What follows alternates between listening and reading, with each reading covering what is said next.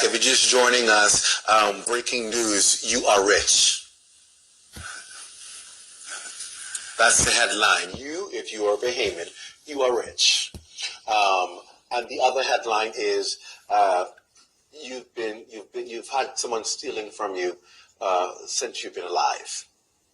You've had somebody stealing your wealth, stealing your country's resources, and trying to steal your future. The good news is we are now on to the trick. And so our job is to make sure that we get it back to you. That's what tonight is about, educating you so you are aware of what's been happening. And then you can decide whether you want them to get the child Sanders cane or you want them to go to jail. Because this is nothing short of criminal, that our country has been doing this for years, and our people are still suffering, and we are not doing anything. See, in case you don't understand, here's my issue. Here's my issue. The Bahamas, God placed this here. God placed this archipelago of islands here, strategically right where it is in the world, because he knew that it would be a literal paradise. He also knew that he would equip in the Commonwealth of the Bahamas everything this nation would need, that its people would be wealthy and not have to depend on anybody for anything. That's why he put fish in the ocean, natural resources in the earth, so that we can be able to have access to our own wealth and not depend on people to give us handouts. That's what the good Lord did for you. That's why I always tell people, if you are part of the Bahamas, you are designed by God to be blessed. He blessed you so much to give you a country like this that is so rich. The world knows the riches of the Bahamas. So if you're a Bahamian, your hat's off to you. You are the apple of God's eye. The problem is, we've not been living like that. The problem is, we've not operated in our God-given kingdom authority. Why? Because we thought only pirates were stealing from us. We thought only the British were stealing from us, and didn't recognize the people who were stealing from us were right among us. Because they recognized the wealth when they got into powers of governance. They recognized what this country had access to, and they said, shh, oh my goodness, oh my goodness, oh my goodness. We can't let this get out. We can't let this get out. We can't let people know about this. We got to keep this. Got to keep this. Got to keep this. Got to protect this. And so foreigners just come in and say, oh yeah, we wear what you have. We want to be able to manufacture what you have, and we'll make sure you're taken care of. And so they've made their companies multi-billion-dollar companies. It's on the stock exchange. You can see it. Made their companies rich off the Bahamas. Do you think that just making their companies rich off the Bahamas and somebody who's allowing them to do it has not been able to say, okay, we got you. Now I'm starting to wonder where all of this wealth coming from that you can't trace back to certain people over the years of power. Now you wonder why you look and you check people's bank accounts. You say, oh, okay, well, you can't see no foreign deal, no fixed deal here. But what's happening? Oh, the money perhaps are in offshore accounts, offshore banks. And they're getting funds, perhaps, to allow a practice that for years have raped the Bahamian people, while the people suffer, while people die because they can't afford health care, while people die because they have no food to eat, while people die because their electricity is getting turned off all the time, while people are dying because they cannot afford to live in this Bahamas, when all around us is wealth. Von Miller. Let me substantiate a lot of what you just said. In 1967, January 10th, historic day, black majority rule. Progressive Liberal Party won the government. Shortly thereafter, I'm not sure exactly what year it was, but if my research serves me correctly, they met Aragonite mining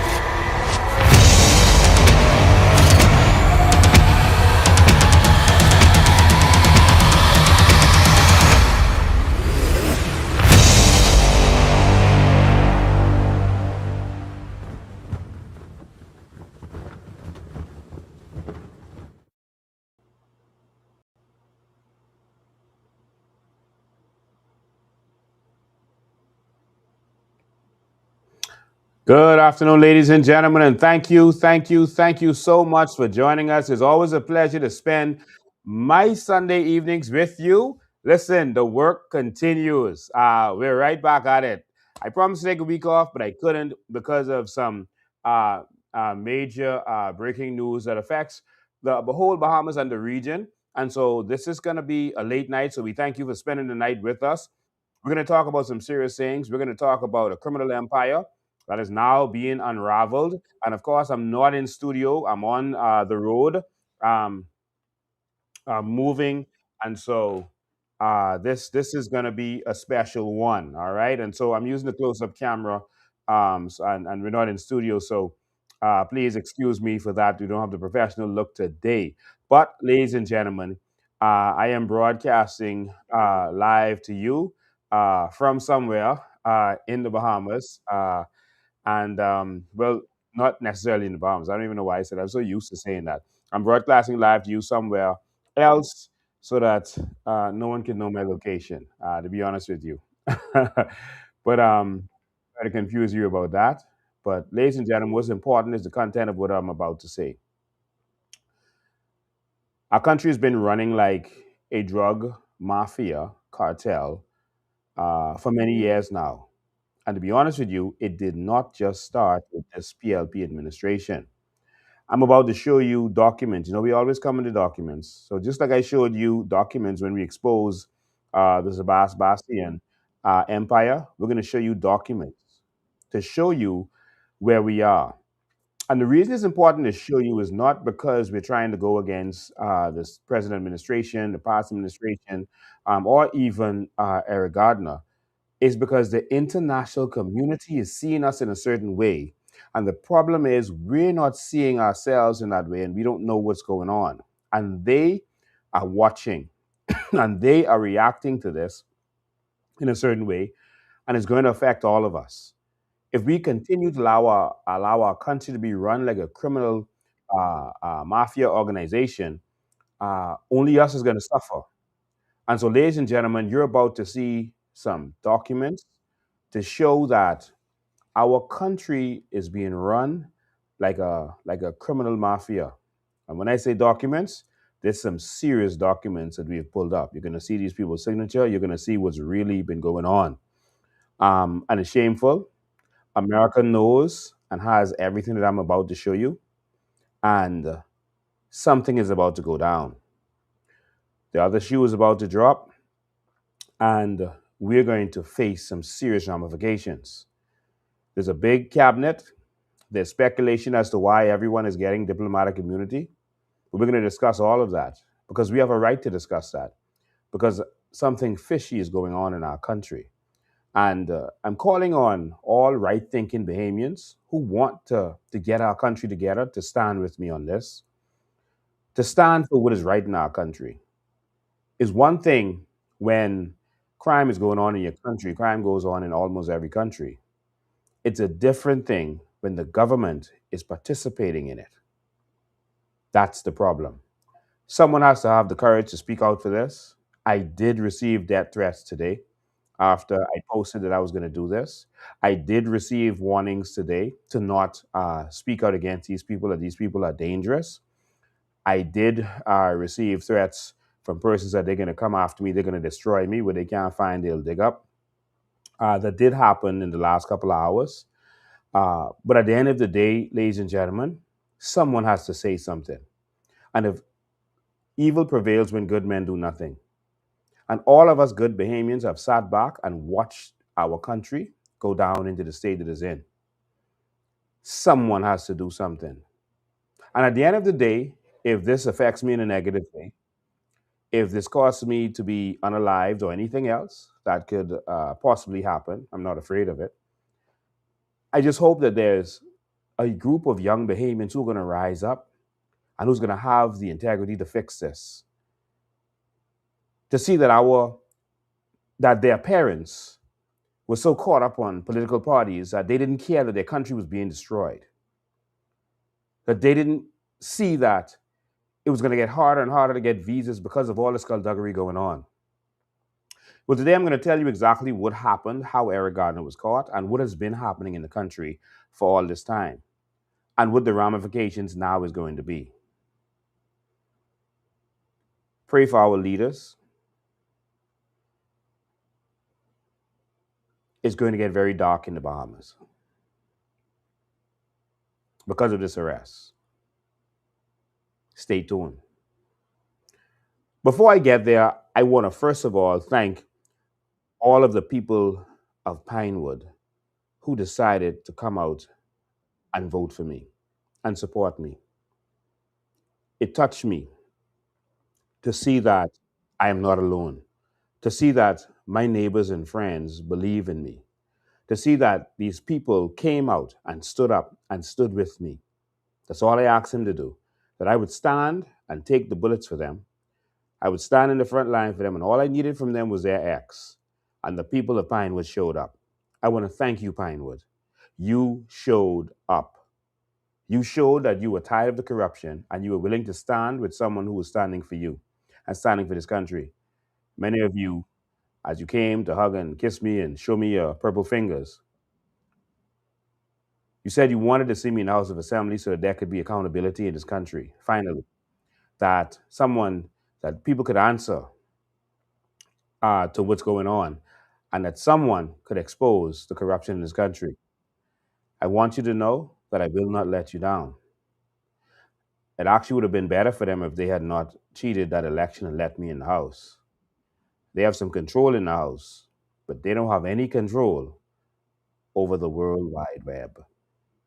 They have no control over social media. And since they wanted to keep us out of the House, they are going to wish they did. Let us in the House. And us means the people of the Bahamas, who I would have been speaking up for, who I would have been representing. But thank you, Pinewood. There's people who feel like you didn't show up. I do not agree with that. I saw some meme video go out about a flooding in Pinewood, and they had me saying to go ask LaRoda. I would never do that. I will fight with you, my people of Pinewood, until the day I die. I suffered with you in Pinewood all my life. I grew up there, like many of you. I know your pain and your suffering. I will stand with you. I will stand with you. Success is not what people think it is sometimes. Success is standing up for Pinewood. We are educating the Bahamian public. We are changing the political paradigm. That is success. We were very successful in this election. We have changed the political landscape. That is success.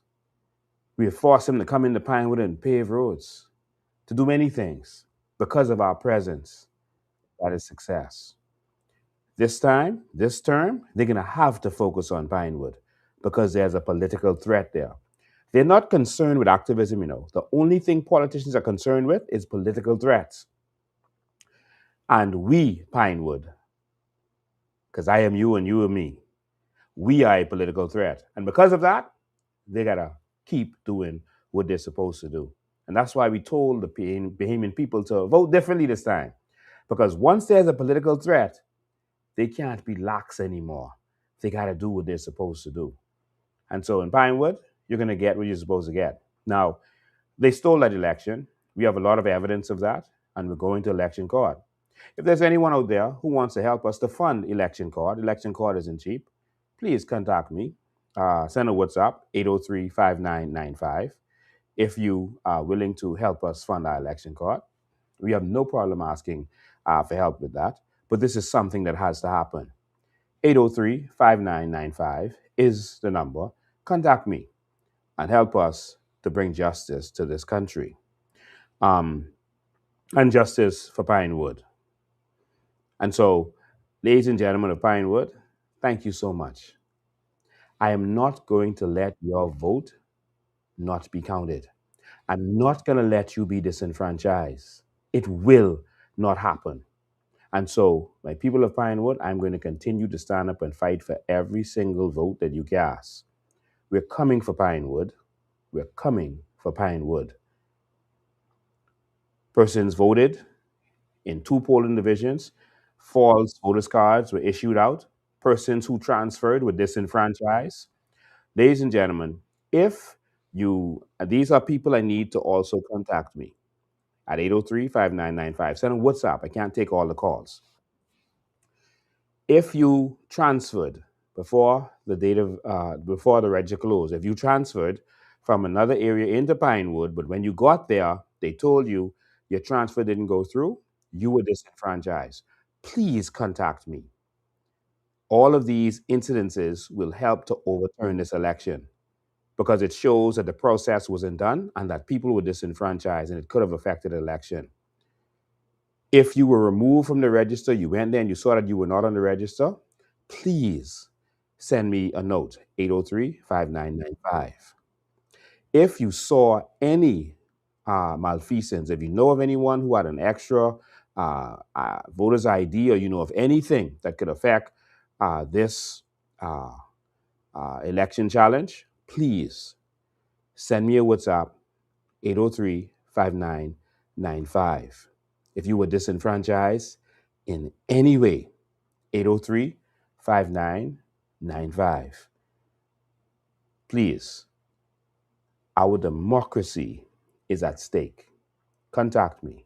If you saw any of these issues, if you had any of these issues, um, just send a WhatsApp and our team, we've put together a team, a legal team that is dealing with this.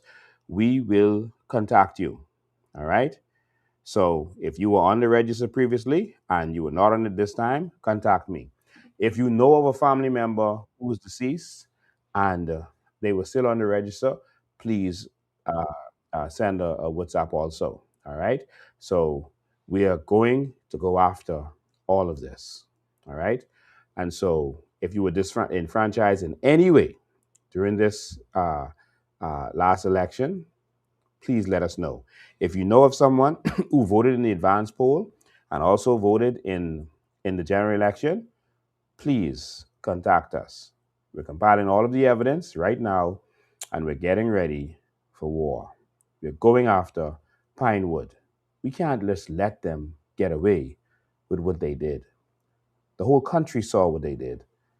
We got to fight, Bahamas.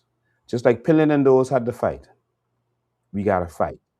It's a time for everything, and now it's time to fight. So I just wanted to get that out of the way. Also, um, Sabas has been made a cabinet minister. That's illegal. All right. Um, we're gonna have something to say about that. All right. Um, so there's some other stuff that's gonna go down. We're not gonna talk about it right now, but just know that we just want a country that operates properly. We're tired of the corruption. We're tired of this broken nation. We all saw what happened, and so we're gonna fix this. All right. If you want to help, you want to be a part of our team. Also, send me a WhatsApp 803-5995. It's time to stand up, y'all. It's time to fight. Let's not let our country go down to the dog. All right. Um. All right. Now, this one is going to be serious, ladies and gentlemen. Uh, Despite of all of the veiled threats that I got today and some direct threats that I got today, and again, go to the police. It's a waste of time. Um, I won't waste my time. All right. But I'm just letting you know that we are not afraid. We know that there's some risk out there. Okay. Let's see here. Hope I got all of this. Yeah, we know that there's some risk out there. Um, uh, you know, our country is broken, and we got to leave this in a proper way for our children who are going to come after us. And so I'm going to do this tonight. And some people are not going to like it. Some names of some important, well to do people are going to be named who have been mixed up with player Gardiner. Names. Some prominent people are going to be named. Um, some documents are going to be shown. We have to show the international community that the Bahamian people are not our government, and we want our country to run right. It's them. We are not benefiting from this in any way. All right? So we just want the international community and us as a people. There's just who in charge and running things right now. We would have liked, as a people, some help to address this, but the fact that we help ourselves is the help.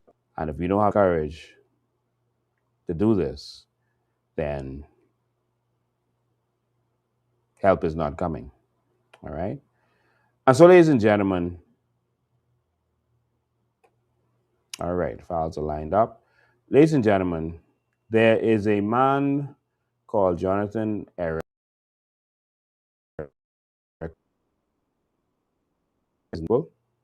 Um, he's a very dangerous people. And so I decided to leave town in order to even do this. But ladies and gentlemen, I have to say this. On election day, uh, Eric Gardiner was traveling the Bahamas, delivering money to different constituencies in order to to help to fund the PLP's election. He's traveling to different places to distribute the money. And so what this says is that drug money was funding the PLP's election. That's the first implication that we're hearing from here, well, overseas, I should say. Um, so they had flown to Abaco, they had funded Abaco, and they were flying from Abaco to Freeport and tell you what really happened. There's people out there speculating, but I'm about to tell you what really happened. They were flying from Abaco to Grand Bahama, I should say, and Ian Nixon was the pilot. Player Gardiner was there, and they were transporting some people from Abaco to Grand Bahama in order to vote. And they were in there, some of them in their PLP regalia, etc. But this was the election process. No problem there. All right. Um, when they went into the air, a storm came out of nowhere. It wasn't on the forecast. A storm came and overtook the airplane. If this isn't Providence, I don't know what is. A storm came and overtook the aircraft. They couldn't see anything. They couldn't tell up or down. And all of a sudden, the electronics, including the GPS, failed. They couldn't find Grand Bahama. The pilot told the others what was going on. I think he called Player into the cockpit and told him, I can't find Freeport. One of the engines went down and they were in trouble. The other engine went down, and they had to make an emergency landing into the water. You know, some of you have heard this story. And they went down into the water. And of course, you've heard the story, so I won't repeat every detail. Now, allegedly, Player was carrying $250,000 with him. Some of the money was in the cockpit somewhere, um, in a carry-on bag, I'm told, and that sank with the plane. But he had a money strapped around him. $30,000 was in there, and there's an envelope that was there that had the name of a member of parliament. All right. There are persons who suspect that member of parliament was Kingsley Smith. Uh, we have not confirmed that yet, but there was a member of parliament, and so that doesn't mean Kingsley, if that is true, was a part of any drug deal or whatever. That was just money for politics. All right, if that was for him, and uh, and so Player held on to that money for as long as it was there. If he had dropped that money and let that go into the ocean, he would not have gotten caught. It's important for you to understand. He held on to that money because money is what these people are about. It's about greed. And he held on to that, and that money is what caused him to get caught. Well, in any event, the Coast Guard was having a training session, I'm told, somewhere around there. And they were able to come and rescue them. And this was a humanitarian rescue. And so, with a humanitarian rescue, you don't have to ID people. They don't need to have an ID, and those people didn't have an ID. And you can give them a false name. And we're told that player gave a false name because he was trying to hide who he was. He is now in America, knowing that he's wanted in America and he can't come to America. And he gave a false name. But they were curious about why he was carrying all this money. And to be honest with you, that's not big money. Obviously, that's not for a drug deal or anything. But why are you carrying all this money? And that's what caused him to get held up. And when they let everyone else, they had everyone else separate, and they had Ian, Nixon, and Player together. And eventually, they told both of them that they're putting them in the cell. Ian was curious as to why they were putting them in the cell, this humanitarian rescue. But they were just suspicious. They didn't know anything yet. And they had put them to the cell. They let the other people go, and Ian and those could see them leaving. And they came back and grabbed Ian and say, "You can go too." And they were holding up on Player. Now, a plane had already been sent from the Bahamas to go and get them, to get Player and Ian and the rest of the people. A plane had been sent.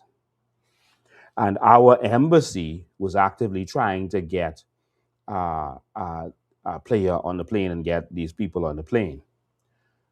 Our embassy, I am told, this is alleged.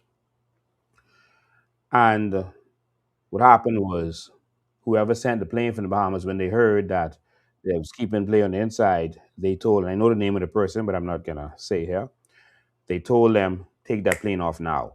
Get that plane in the air. We don't want them getting Nixon too. Get the plane in the air, leave Player. And so they left Player.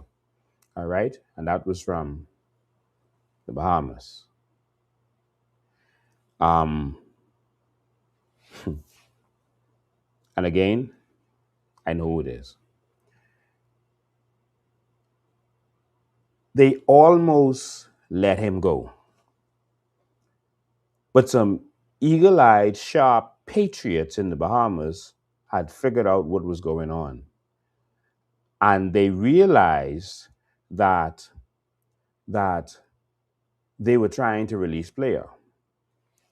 And calls were made to the US government by Bahamian patriots to say, y'all don't know who y'all have. Y'all have someone right now, and he is not who he says he is, and y'all need to get him. Don't let him go. Calls were made, all right, by Bahamian patriots. And I want to say congratulations to those patriots. I won't say who they are. I want to say congratulations. You just shifted everything. And that's how they got him. Because there was no need for him to have a ID. There was no need for him to get fingerprinted, etc. And he was given a false name. All right. And so uh, that's how they got him. So there were some people saying that Ian set this up because Ian is an informant and all that. I can't say whether Ian is an informant or not, but I can say that it's no way that this was an operation that Ian was a part of setting up, because they didn't know who Player was. They know who Player is, but they didn't know that they had him. They didn't know who he was, that they were assisting with this humanitarian situation. If he had not held on to that money, those persons, those patriots, would not have had time to call, to make calls, and tell them who they had. And so there are good Bahamians who hate corruption, who are tired of corruptions in high places and low places in this country. And I want to say that it's time to take our country back. To the government of the Bahamas, you have time to change your ways, to stop the corruption with immigration, to stop the drug dealers and the drug dealing going on in this country, to stop our country from being run like a criminal mafia. You have chance to repent and change before it's too late. But it may already be too late because people in the US are already talking. Now, that's how they got him. They charged him based on an indictment. I have the indictment. I'm going to show you the indictment. We're going to go through it. It's story time. So you all just hang with me tonight. I'm going to show you the indictment. Um, they are being charged with things like not just cocaine, but robbery. Like literally, they're throwing a book at them. And that's just the Georgia indictment. There's also a Southern District of New York indictment. And that's when the hammer is really going to drop. If you are a politician connected to this, I'm going to tell you now it's time to repent. It's time. All right. Um, this is very serious. Yes. Someone says murder also. Yes. I believe that Eric Gardiner was allegedly responsible for the murder of Lynx Jones. He was one of our supporters and generals in Grand Bahama, and he was killed after he did an expose exposing the school contract that player was allegedly mixed up in. Remember the school that I exposed that was building for years and it couldn't be finished?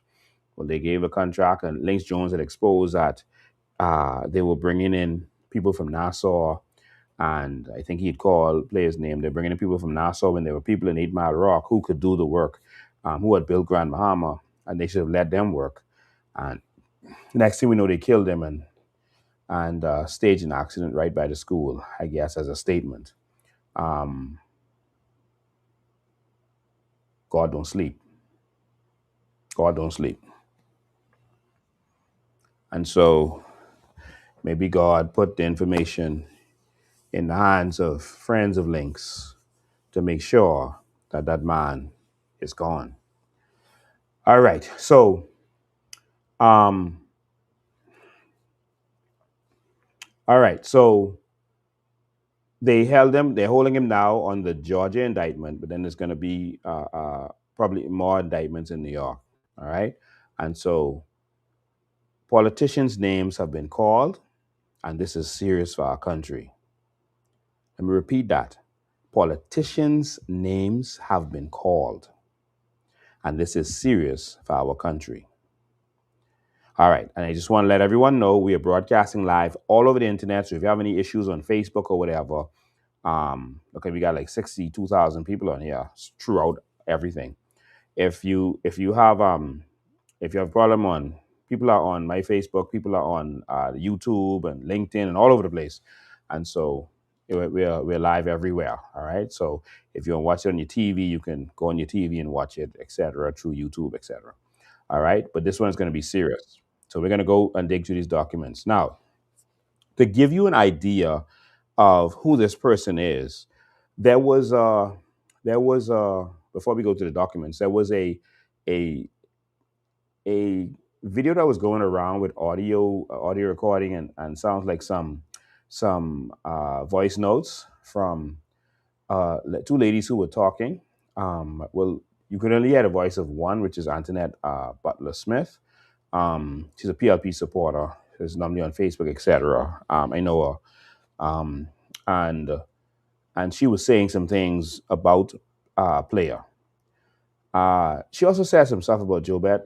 I can ignore that. I'm not going to play that part, but I want you to hear what she says about player, because in that she also implicates herself to say that there was an operation against her.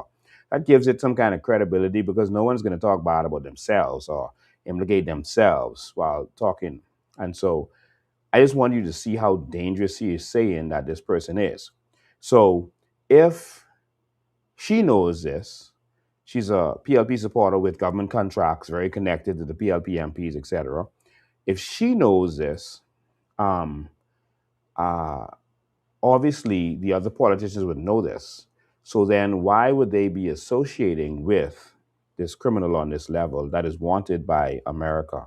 All right. So I'm gonna I'm gonna play that for you.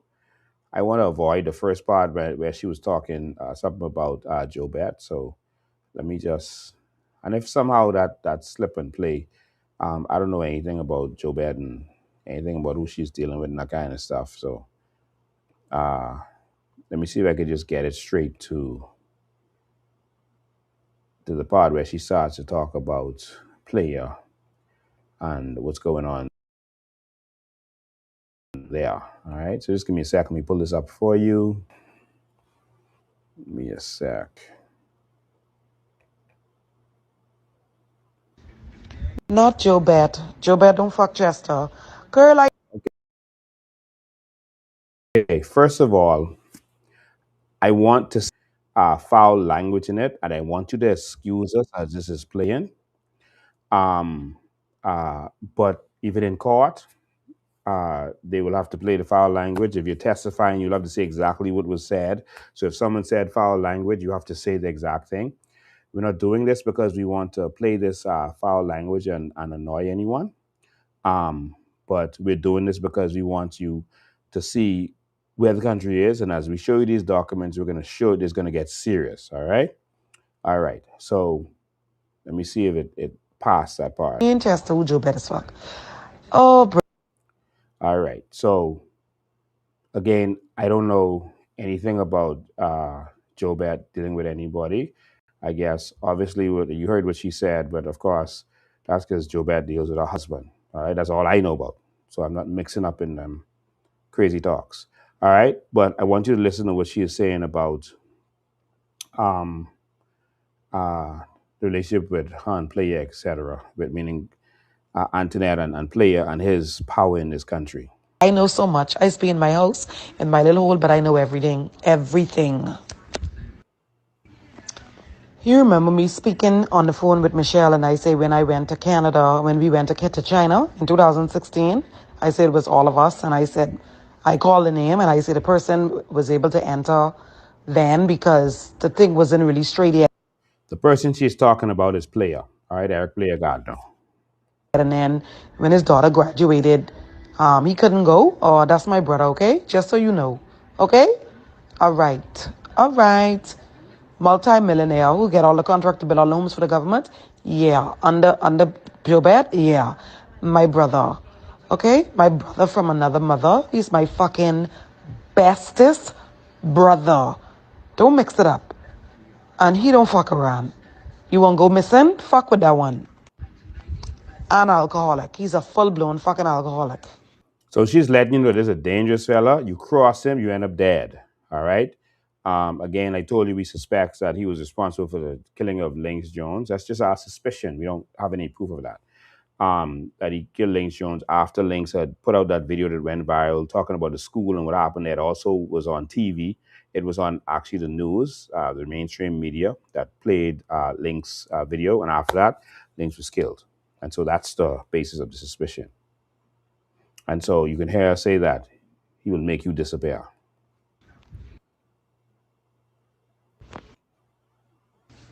He has a construction company. Okay, so the backstory, let me give you the backstory. In 2005, he was extradited. The United States government had an operation on him and us, basically. Well, that's another story. Operation Get Kelly, 2005. He was arrested and transported from Santo Domingo. He was on his way home from Jamaica. He stopped in Santo Domingo and they arrested him with $19.6 million in his possession. And then our private plane went to pick him up. One of our friends was on the plane. When the plane landed, they already arrested Eric in Santo Domingo. So they confiscated the jet and they took our friend in custody as well. So our friend also was arrested the same time as him. My sister-in-law was in Germany pregnant. They went to Germany, U.S. Marshals, and pick her up on the fucking base. She'd get married to one guy in the army. And he didn't know nothing about the operation because they had the operation going for 5 years. So by the time she'd stopped what she was doing for us and she was married and pregnant, it was too late because the operation had already started. My ex-boyfriend, who I was with before I married my husband, also have a seal indictment on him. He's never entered the U.S. from 2005, but he have a seal indictment on him. I left him in 2012, 2013, also when I left the chamber, because I was only working as a front. I work all them years just a front. But I just gave you the backstory, okay? So I left him in 2012, but all of them was involved in the indictment, and I miss it by the skin of my fucking teeth. And that's why I get out of that lifestyle, because I don't have no part of that shit. It's good while it lasted. But anyway, to make a long story short, don't fuck with the crew. This crew is a dangerous crew, okay? And I letting you know now, he's not one to fuck with. Brave, them know how this nigga go. And I can tell you this, you don't even mention his name in a whisper. He live here now. He always had a construction company even when he wasn't living here. Cause all he get is money. He don't, sweetie, this shit so deep. Girl, this deep. This above plenty people pay grade in this little town. It's above they pay grade. Okay? All right. All right. So while the video was playing, I got a call, not a call, a text from Antoinette Butler Smith saying that the audio was doctored. That the audio is doctored because the voice notes pieced together and doctored. All right. Um, it says pieced together and doctored. Okay. So that's what Annette Butler Smith texted me a minute ago. She said, I know her and I could have called her before this. I do know her. Um, and so I just wanted to say that. All right. But she said it's doctored. And all right.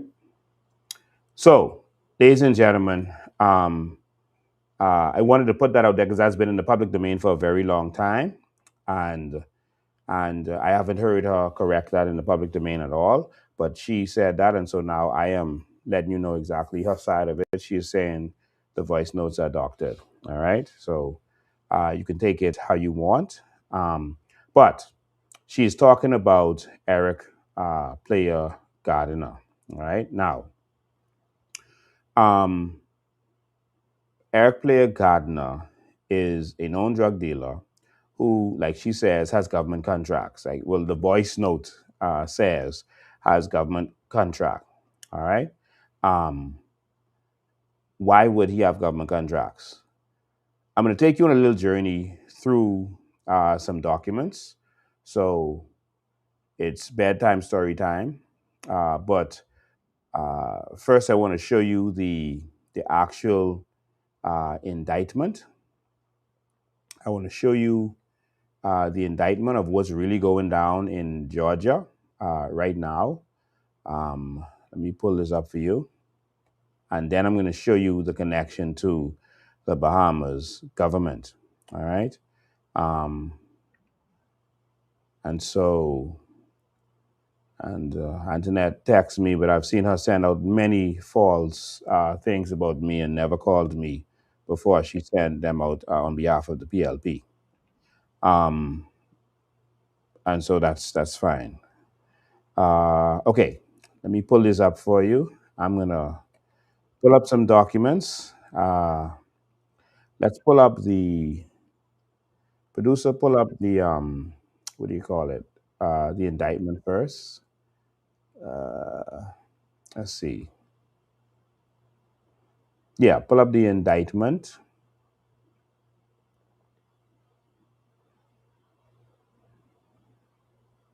Okay, the indictment is at U.S. v. Gudino, etc. That's the indictment. All right, let's pull that up. All right, and so while they are pulling that up, uh,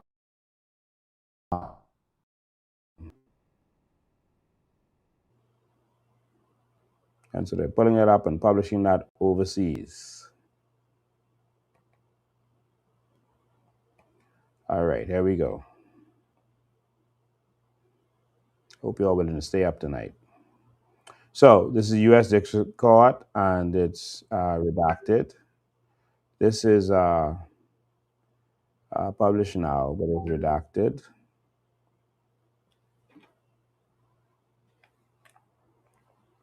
All right.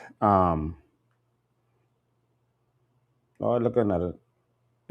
All right. Listen, y'all can try as much as y'all want. All right. All right. So we believe that the redacted is wherever Eric Play Gardner's name is, that is redacted. All right. Um, and so these are a bunch of people that were arrested for conspiracy, and there's a lot of cases. All right, this country. Okay, so there's a lot of counts.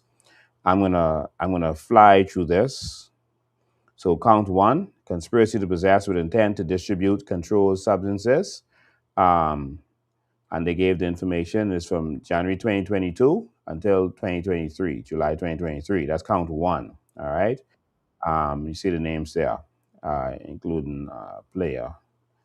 Let's go to the next one. Let's go. Count two: conspiracy to commit a Hobbs Act robbery. So this is serious. It's robbery. All right. Beginning of the date, but at least February 2026, 2023, continue until about March 9th, 2023. All right. And so count three: conspiracy to import controlled substances. All right. I'm going to keep going. Count four: continuing criminal enterprise. Uh, Count five: possession with intent to distribute controlled substance. Count six: possession with intent to distribute controlled substance. Count seven: possession with intent to distribute controlled substance. Count eight: attempted possession with intent to distribute controlled substance. Count nine: possession with intent to distribute controlled substance. Um, Count 10: possession with intent to distribute controlled substance. Again, count 11: the same thing. Um, Count 12: same thing.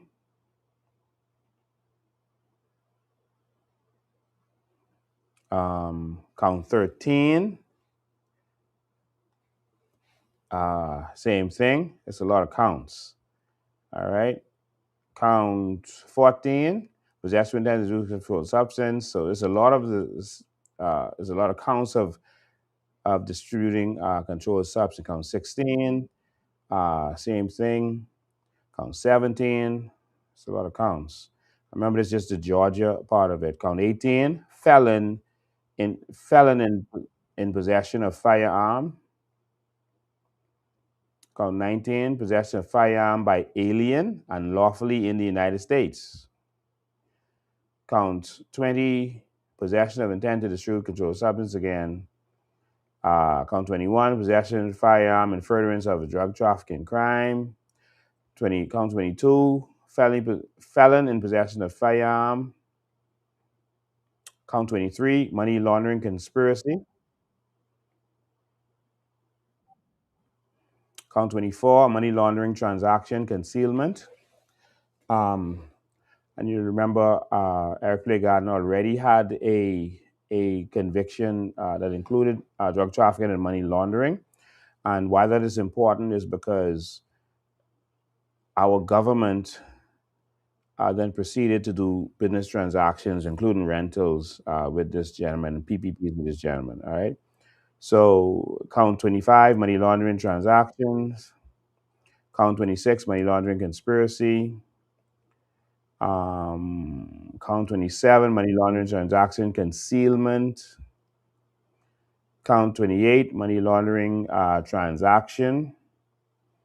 Uh, Count 29, money laundering transaction concealment. Prior conviction notice. All right. And so all of this was a part of it. All right. Uh, so that's most of it. And so they gave the details. I just went through it. Forfeiture upon conviction of the offenses alleged in count 1, 3 through 17, 21, etc. of indictment, the defendants, they named all of them, shall forfeit to the United States of America pursuant to the title of the United States any property constituted or derived from the proceeds obtained directly or indirectly as a result of the said violations, and any property used or intended to be used in any manner or part to commit or to facilitate the commission of said violations, including but not limited to the following: money judgment, a sum of money, et cetera, et cetera, um, currency, and they list the currency, and all the currencies involve funds, vehicles, any vehicles that they may have, jewelry. Wow.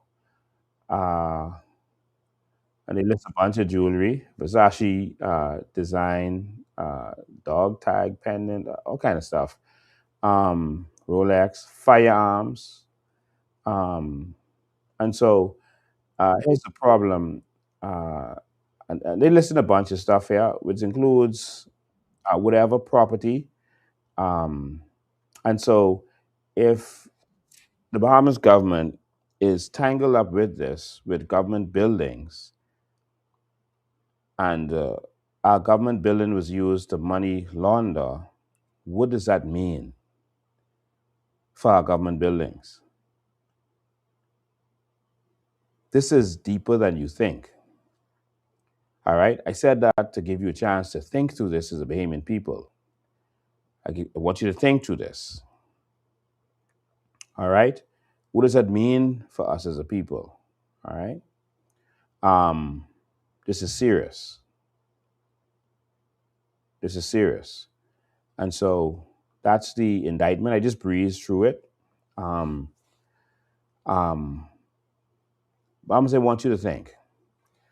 If this is a drug dealer who was convicted prior for drugs and for money laundering, and he then goes into business with drug money, is committing drug crimes and billing government subdivisions and buildings,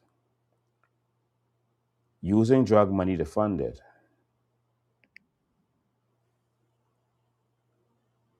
Do y'all see where I'm going with this?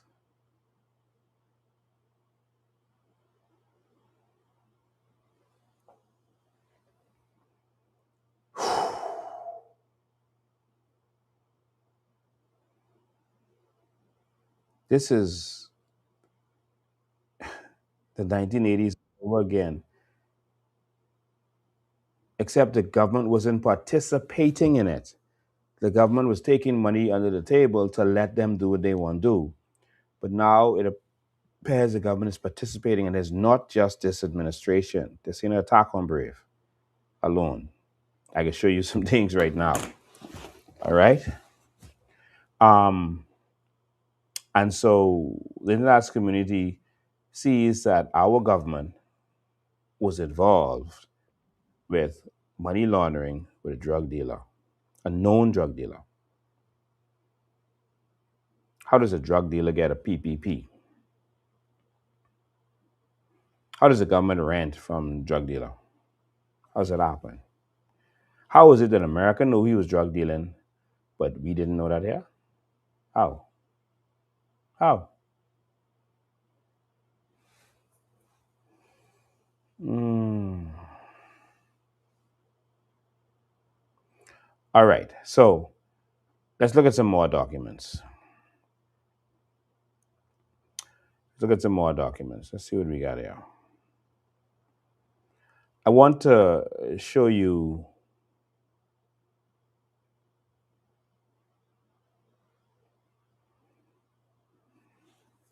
I want to show you some documents. All right.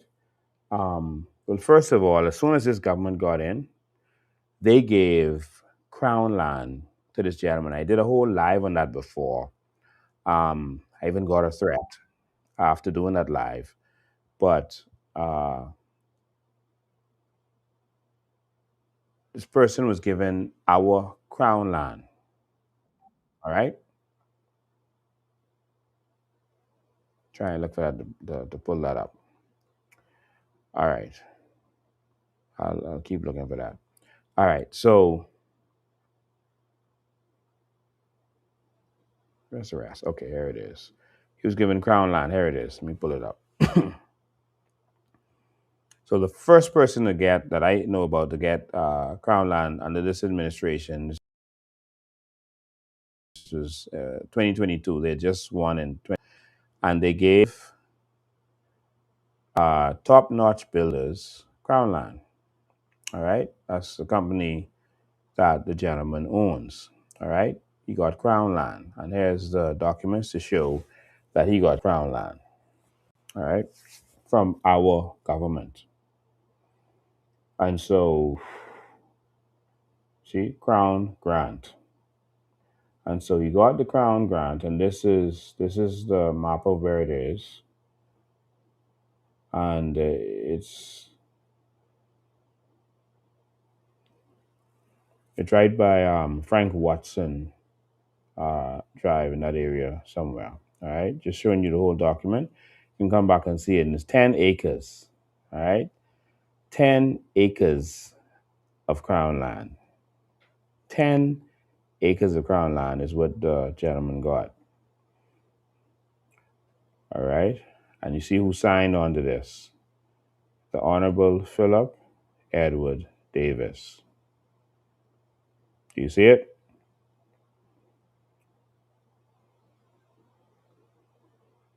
And so Philip Davis, right here, gave him Crown land. All right.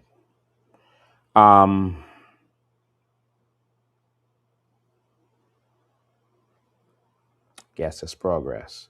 Oh, did I share it with you? No, I didn't share it. Oh, I'm so sorry. I'm looking at this. I thought I'd shared it. I'm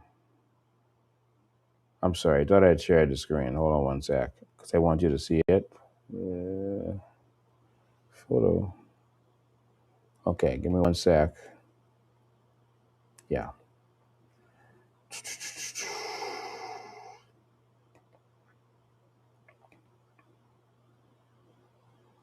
All right, this is a document. This the Crown grant. I'm sorry, I thought I had shown it to you. And so this is off Frank Watson Highway. It's 10 acres. You can see it now. I'm so sorry about that. 10 acres of land, right here. 10 acres. And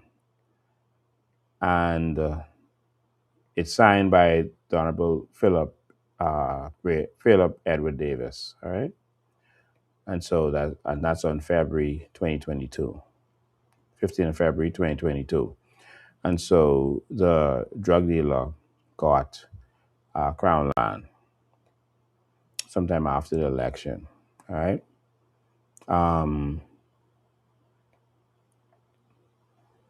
Okay. So let's keep going. Now we're gonna have a conversation now about this building in 8 Mile Rock.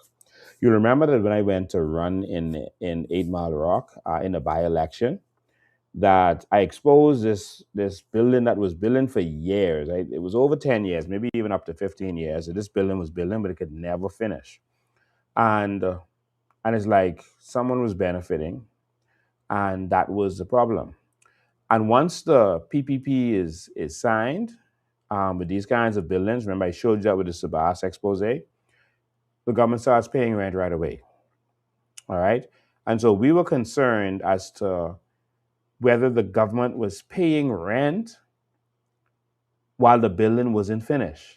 And therefore, there was no reason to finish the building, because they was already getting rent. All right. And I'm going to show you all of that. But so the building was bought All right, the building was bought, and let me pull this up.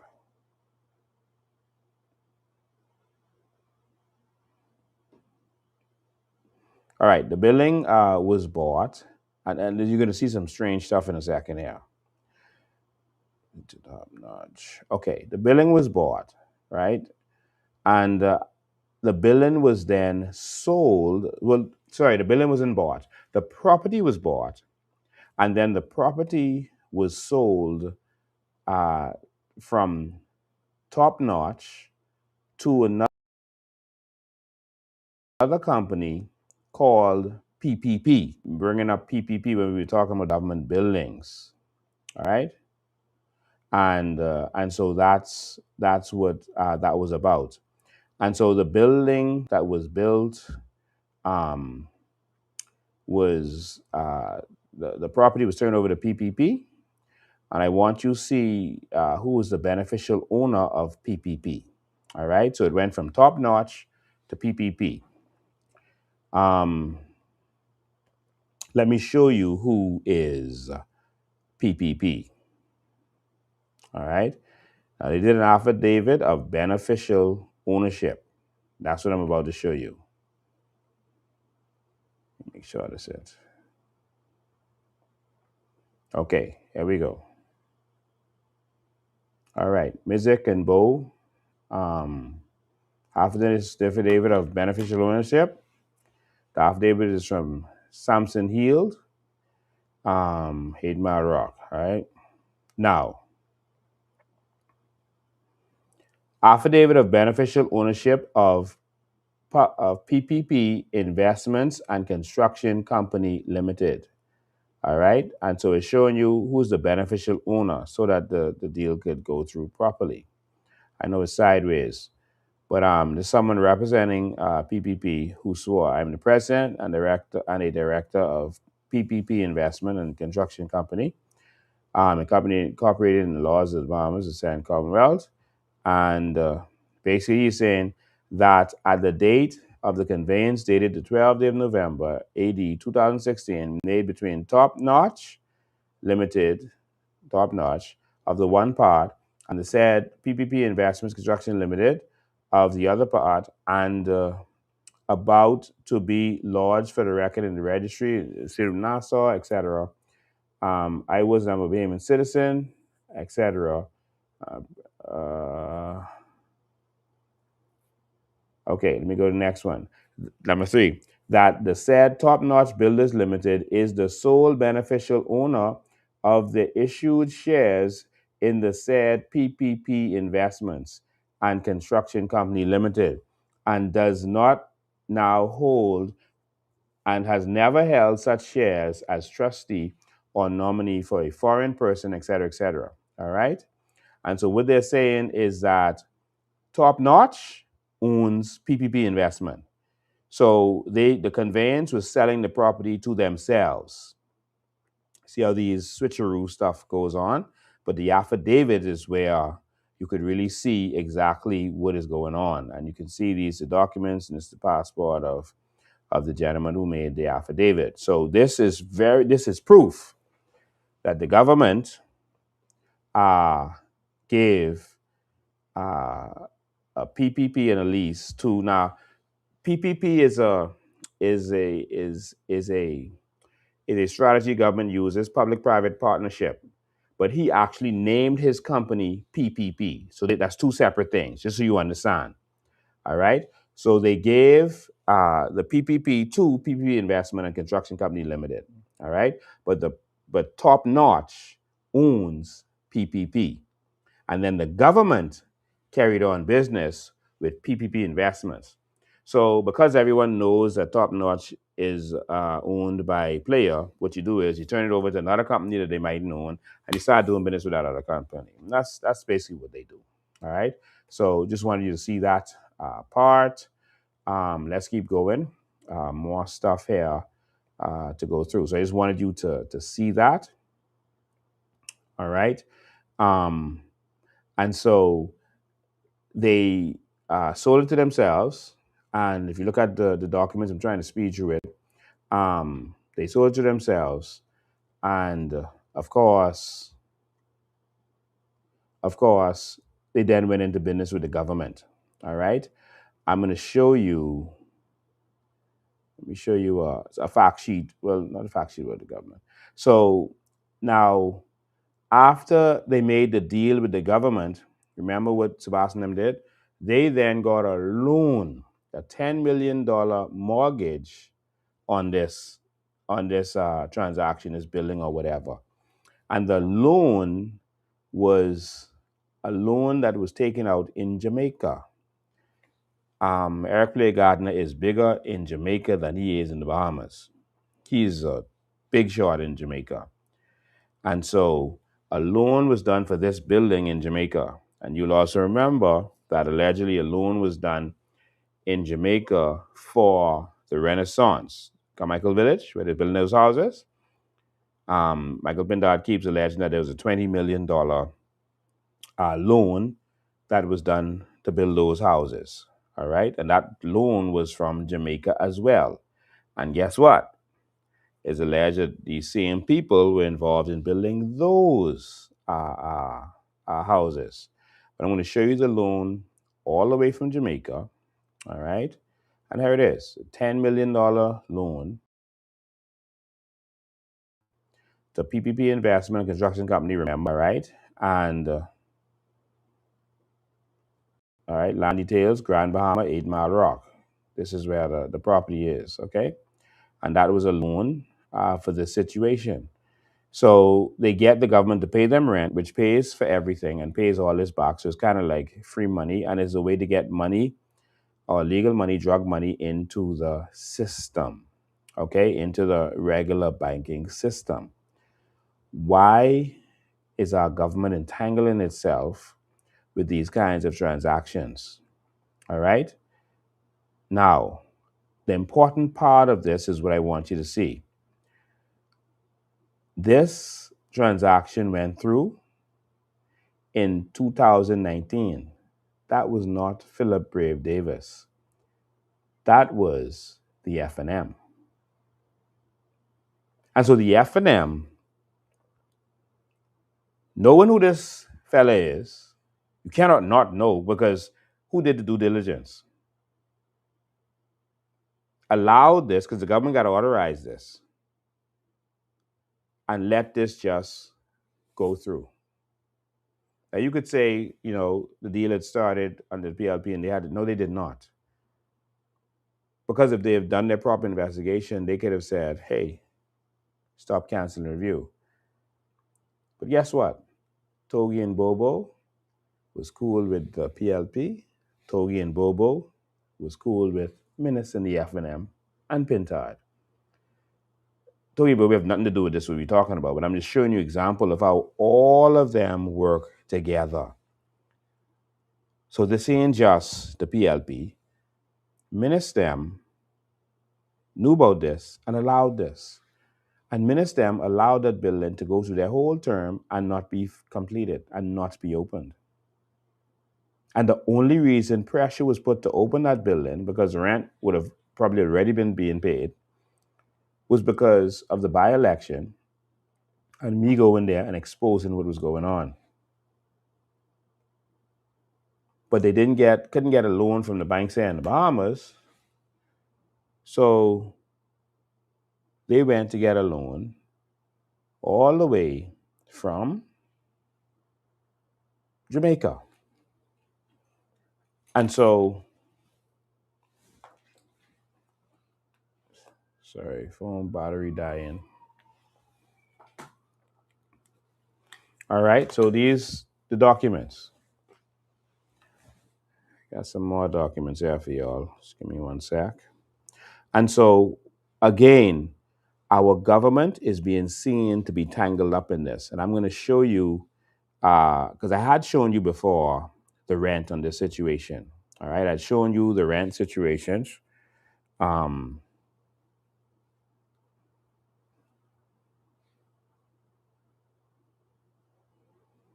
shown you the situation where rent was being paid out, And we were trying to figure out who is PPP, but we knew who the building was, but we didn't understand exactly what the situation was. All right.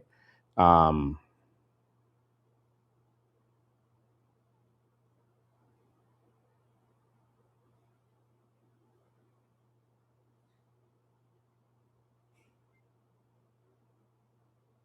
all right. So I have the same U.S. number calling me over and over and over. I wonder why this U.S. number is calling me over and over. Let me see who this person is, because the number keeps calling me. Hello, may I help? I'm good. Hey,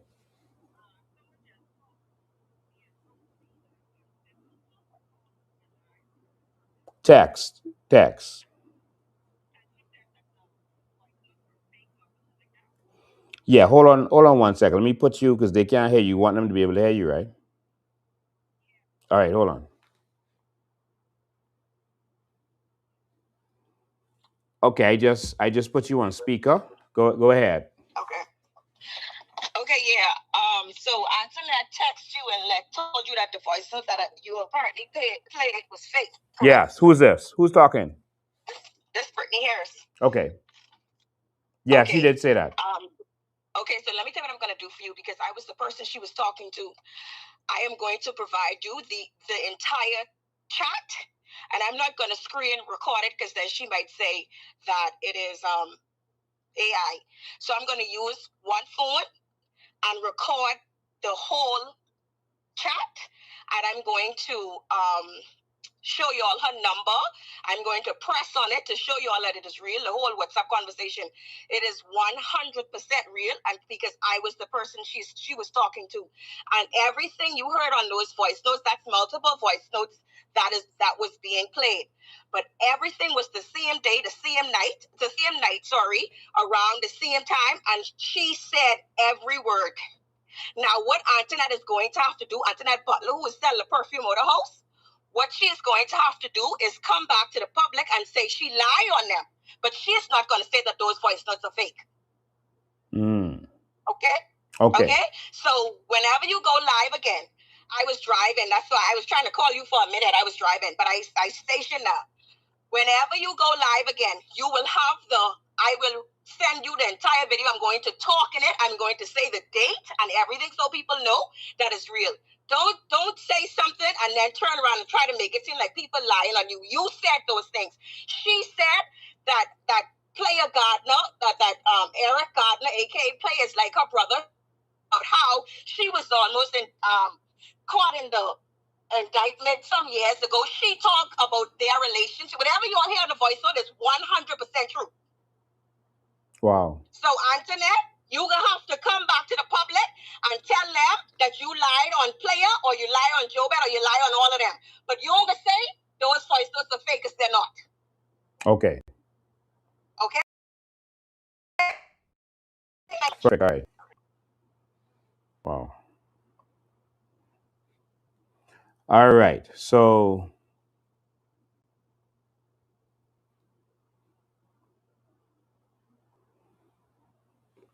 all right. So my biggest concern with all of this, ladies and gentlemen, is the fact that our government seems to be tangled up in this drug dealing and money web. And so what I'm going to show you now is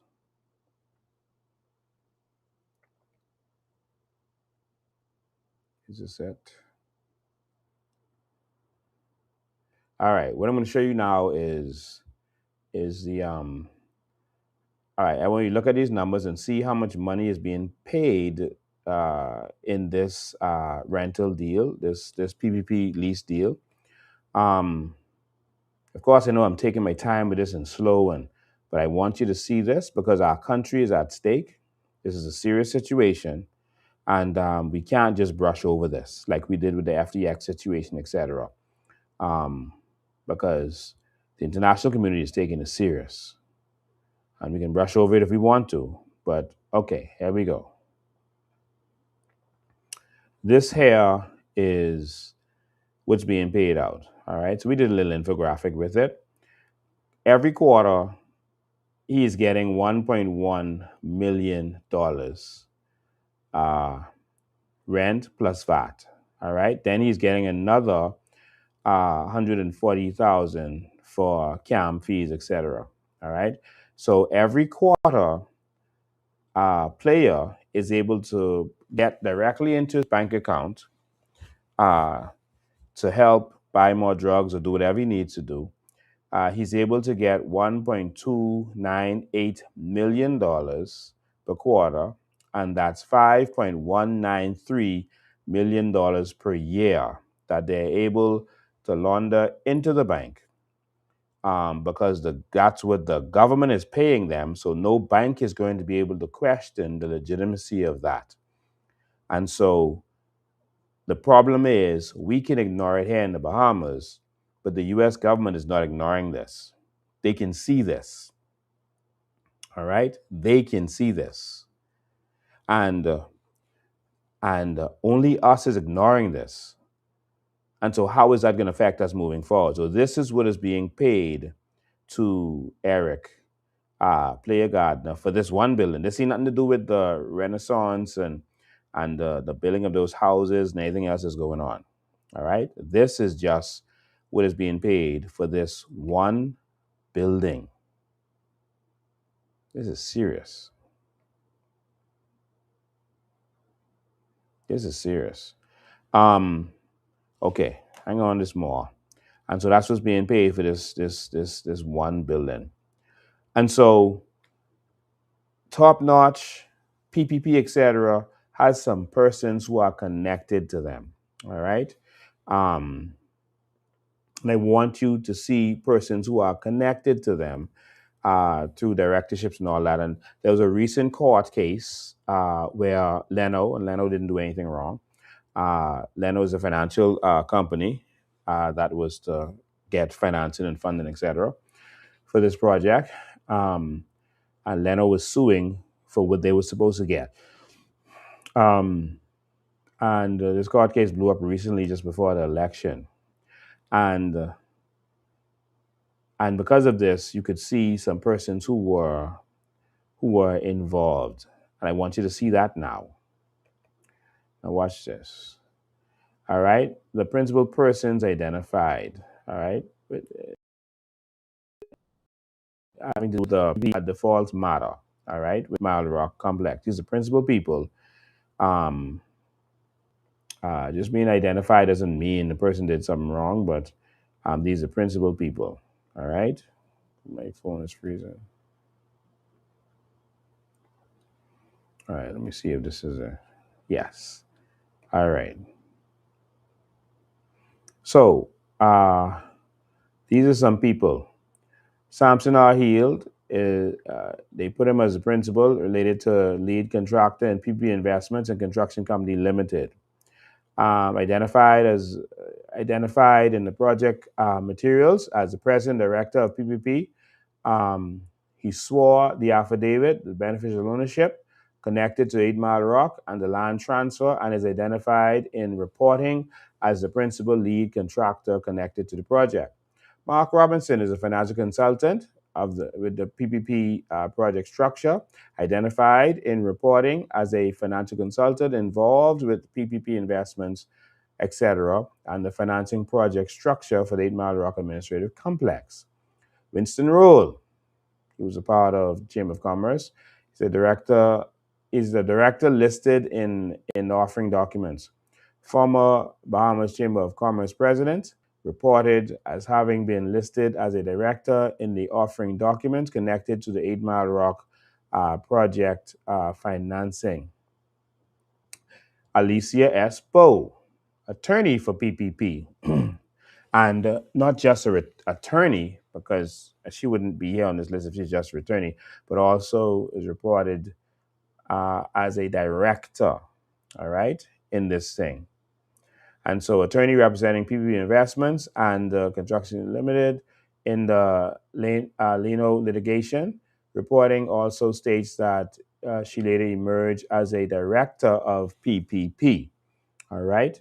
Again, that don't mean that any one of them did anything wrong, but we're just showing you the association. So Alicia Bowe is allegedly a director with this company that's owned by Top Notch, is owned by the drug dealer.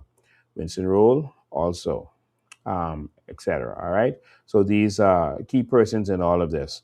And so there was a major case involving this whole thing. There's so much to go through here. And of course, those are prominent persons in the Bahamas with good reputations. And you saw what happened with the drug dealers who turned number men. They got prominent persons with good reputations to work along with them. And I don't know if that's the same thing that happened here. All right. But again, how this works is that the PPP is an arrangement where you build the building and then you lease it to the government for a certain period of time to get your money back and some profits. And then afterwards, once the government does what they're supposed to do, you can sell to the government. The government should not mix up itself with any illicit activities or illegal money laundering or drug deals, et cetera, et cetera. They should do due diligence before they go into PPPs. And so this is where the problem comes in. This is the major problem. And America is watching this. All right? America is on top of this. And so we can ignore this if we want to. We can ignore this if we want to. But we have a serious problem going on here. All right? This is a serious problem. And is if Mr. Gardiner is so tied to our politicians, how is that going to affect our country and our governance? We need all of our members of the government right now, our new cabinet ministers, to deny any involvement. And we need a commission of inquiry immediately on Eric Blair Gardiner and the government buildings, government housing projects, etc. We call on the opposition, the other opposition, to stand with us on this. Notice the opposition was quick to talk about political stuff. They talked about Sabas and his appointment, but not a peep about this. This affects our country. This is a big deal. This shows our government in a different light. We are now headed towards a status similar to Maduro.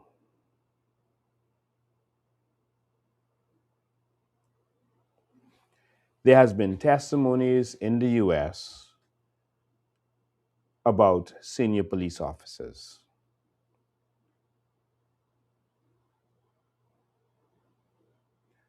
Drugs were shipped into the country to our southern islands. Yes, there were some arrests. Drugs were shipped in. Senior police officers were arrested to our southern islands. But they seem to only get arrested when the U.S. come and catch them. Isn't that interesting? So for Sonny Miller to get catch, the U.S. had to pull up on them. You see? For all those persons who got caught, it was the U.S., not our investigation that did it. The drugs was then taken to the northern islands, either Abaco, Freeport, etc. And those islands were left slack and loose, and the drugs were moved from those islands. There were complaints at the airport. There was the drug dogs were not searching properly. There's testimony that's already gone out to that effect. to the U.S. government, DEA, etc. I don't want to give no details, but a lot has gone on, and the U.S. has been watching.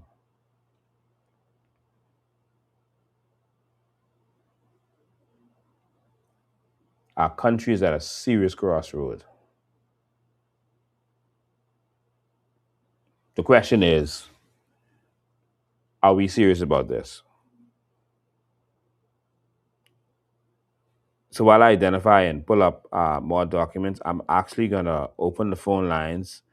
I'm gonna open the phone lines for you to tell me what you think about all of this.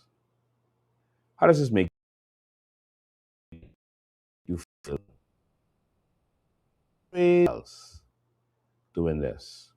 Oh, I think I should show you one more document to show you, because I didn't show you proof that Gardiner owns Top Notch. We showed you that that Top Notch owns PPP, but there's also another uh, document that shows that Gardiner owns Top Notch, and I think to be thorough, I have to actually show you that. So there's no question, even though everyone knows it.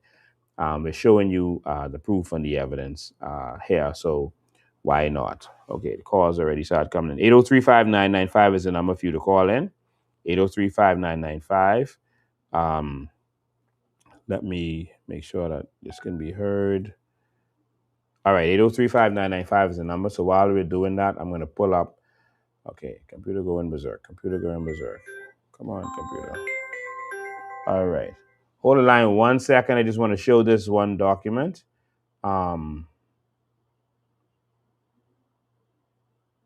Just give me a sec.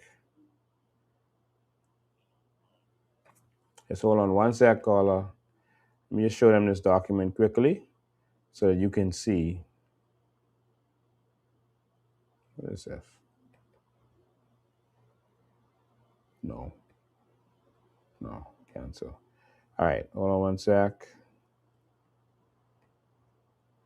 All right, there.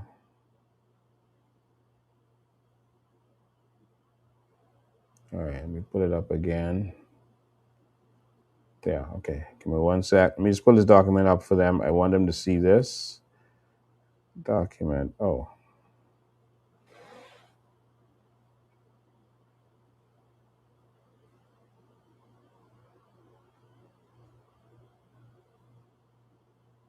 There it is. Okay. Now let's get this up for you. Hold the line 1 sec, caller. Yeah. Okay, so this is not a document where there was an affidavit. Affidavits is where it happens.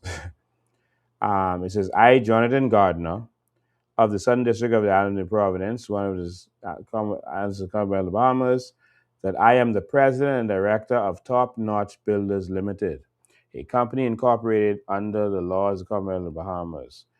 That all the issued shares in the said company are owned by Paradise Productions Inc. That's another company that's owned by him. Company limited and are not held for any third person, et cetera, et cetera. All right.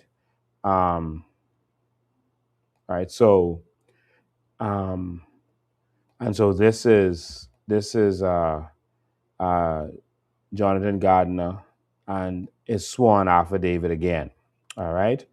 And so they tie up these companies in, what I do? Yeah, they tie up these companies and, move things around and hide things. But I think that, were the government serious, they could have easily, very easily, identified what is what. But the problem is, the only time these kinds of things are identified is when the foreigners come in to do it. Let's go to the phone lines. Call you live. Go ahead. Good night, Mr. Ben. How you doing? I'm alive. Go ahead. Mr. Ben, Yes.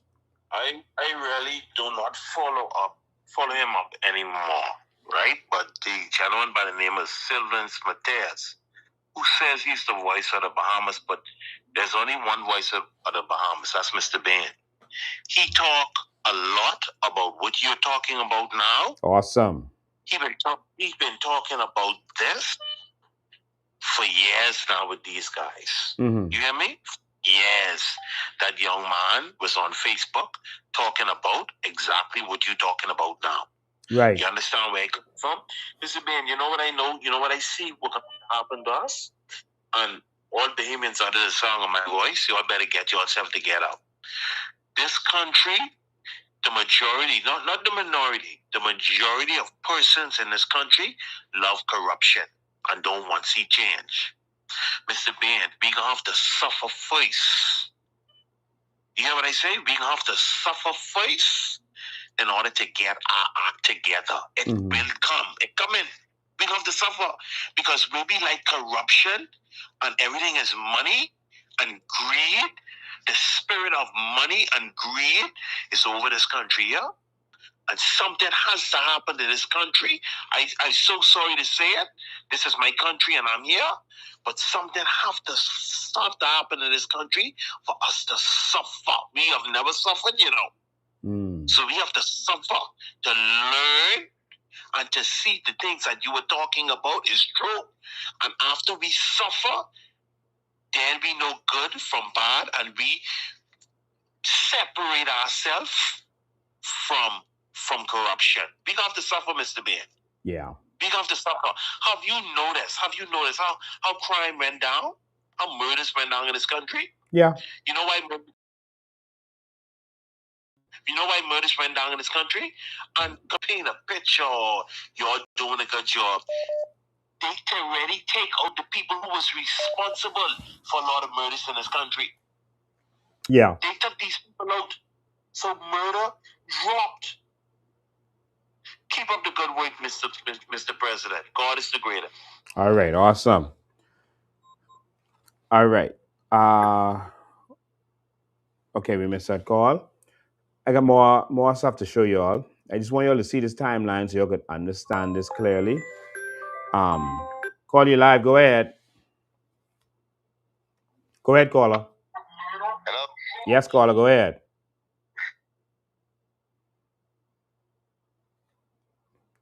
Okay, we lost him. Call you live. Go ahead. Go ahead, caller. Hello? Yes, you're live. Mr. Ben, I would like to. How can you tell the story if you was not on the plane? Say again? Were you on the plane? No, I was not on the plane, but there are persons who So were how on. can you tell the story Good question. if you were not on the plane? Good question. There were persons who were on the plane who testified as to what happened. But is it accurate? No, we can only tell what their testimony is. I mean, people give testimony as evidence in court. And so there was a lady, elderly lady, who was on the plane, and she said what she experienced. There's persons who talked to Ian Nixon, and he gave account of what happened on the plane. And so we can only go by what they said, but we can't say whether it's true or not. But that's their experience about what happened on the plane. But that's not here or there. They're just saying that we know that the plane had some issue and the plane had to land in the water, and so we know that. So that's not here or there, eh? Okay, sir. All right. Thank you, man. Yeah, and the lady who testified about what happened, she uh she was interviewed by U.S. media. All right. So wanted me to hang up on him. No man, we let people speak. Okay, we have another document we want you to see, but all right, go ahead, caller, you live. Hey, good night, Lincoln. How you doing? I'm alive. Well, Lincoln, I just listened to you and I like, man, what does this mean for us as Bahamians and our country in general? Because from what you're saying, the U.S. basically Hold the line have one enough sec. Hold the evidence line. to. Go ahead, caller. Go ahead. Yeah, what you're saying, the U.S. basically have enough evidence to come in and basically arrest the whole government. Yeah, but the problem is international laws that you cannot arrest a sovereign head of state, and if they don't normally waste time if they feel that there may be government involvement, that the government isn't going to extradite anybody, and so they don't waste time. They do the long game and wait to see how they could get you. And so we see a lot of persons getting cabinet appointments. So there's a lot of diplomatic immunity going on, and so there's some people who are speculating that maybe that have something to do with it. Maduro was arrested because they didn't recognize the election. We had a lot of skullduggery in our election, so there was the risk of that not being recognized. But they're moving quickly. Normally, they take about a month to get back to the House of Assembly, etc. But in about a week, they're going to be back in the House. On Wednesday, they're moving in the House. Election was Tuesday. That's crazy. Yeah, I think they're moving quick because they're trying to make sure that, that they don't go to jail. Maybe. All right. Thanks for your call, man. Okay, thanks. All right. All right. All right. Call you live. Go ahead. Hey, Gardiner, my brother. How you doing, man? Man, all I got to say is God, even to the people at the Bahamas. This is Silver Patel, the voice of the Bahamas. Awesome, man. First of all, I want to tell the people, man, let me tell you what's really crushing the Bahamian people. The Derrick Roll estate, that's the stolen fortune right there. That has the government, both government, I'm talking about from Perry Glaston Christie, from Dr. Eva Menace, from Philip Brave Davis, to Ingram. All right? The same estate that you see all of JP Morgan, BOB, Central Bank. Listen to me. You don't see the fact is even the Church of God of Prophecy from Nathaniel Beneby, from Hugh Lahana. Like, it is so much persons. Peter Turnquest said the Derrick Roll estate was a fairy tale. It is the truth. That's the money right there, what they're using to do all that trafficking, human. Now, don't forget that Jeff Lloyd was sitting next to Peter Turnquest while he was saying that, and Jeff Lloyd made a statement. He said, "Boy, I wish it was me. I wish I was the lawyer in that case." And it turns out that Jeff Lloyd was the lawyer on that. Yes, and that he shows was you. like a hyena. Yeah, that shows you how they've been deceiving us. Well, I have the documents on the Derrick Roll thing. We were just waiting to get into government, and we were going to bring justice with that, but it didn't happen. That money was going to go to the people it's supposed to go to. Part of that money is going to go to the Sovereign Wealth Fund. It was going to benefit every Bahamian, but it didn't happen. Exactly. But listen, keep up the good work, man, and please protect yourself. Yeah, and I know you have a love for the people. Someone called and said you was talking about these issues. Yes, you have been. And I know you have a love for this country, and it's genuine. I believe that. So continue standing up and having courage to do so. You Yes, safe, sir. you out of the country. Years, man. I hear I in the It's been country. years. Yeah. All right. Okay, my brother. All right, see ya. And so I want you all to see this other document because a lot of people are thinking that, oh, this is just the PLP. Both of them partner with these kinds of stuff. All right. There's a system that is doing this, y'all. I want to show you all something. Watch this.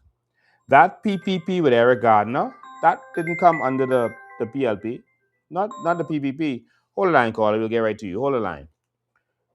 What you're seeing is a Tribune article. All right. It's a Tribune article by Neil Hartnell from February 19th. 2018. Neil Hartnell has some amazing investigative stories, but people aren't into investigative stories. He talked about this stuff already, but just that no one reads the business part of the paper. And so he's been talking about some of this stuff. He's talked about Top Notch and these other stuff before, but it's like it's just ignored. All right. So watch this. Remember, this is 2018. Who was that? That was Minis and Pintard. It says the public-private partnership (PPP) project subject to a $25 million capital raising has received cabinet approval. The Attorney General has confirmed. Now remember, the cabinet It's everyone. Everyone gets one vote in the cabinet. Don't let them tell you, oh, we have a new leader or a different leader or whatever. Everyone gets one vote, including the leader. All right? Cabinet voted to allow this situation, and that was the FNM. That was Minas, and that was Pinta, Dwayne Sands, all of them. They voted to give the PPP to Eric Gardiner, not PLP. I want you to understand that. This ain't just, this is bigger than you think. This is a systematic problem we're having in this country. And so I don't want to put all the load and weight on the PLP. Both of them are partnering with everything that's going on. To continue, it says, Carl Bethel, QC, told the Tribune Business that the new 8 Mile Rock Administrative Complex had been cleared to proceed following the Minister Administration review of the PPP terms with the developer, PPP Investments and Construction. His confirmation supports the company's assertion to investors in the offering document for its $25 million bond offering and includes the capital markets, that the two capital markets of the project is for real with no obstacles to its project, to its progress. And this is showing you that the Minister Administration did their due diligence. What due diligence?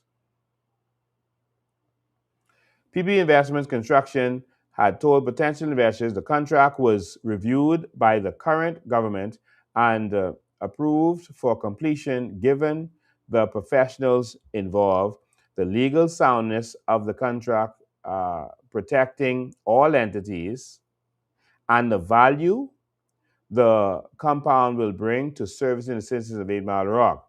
Both Mr. Bethel and his cabinet colleague, Desmond Bannister, the Minister of Works, had been critical of the PPPs inherited from the former Christie administration, including the 8 Mile Rock Complex, the contract for which was signed on May 9, 2017, just 24 hours before the general election. So, in other words, Perry Christie them had initially signed it, but it was approved later, all right? But they had initially signed it a day before the general election, all right, and pushed it over to the Minister Administration, but they let it go through. The signing also resulted in the government releasing a $4.4 million advance interest payment to PPP investments as initial funding construction. So us, we paid.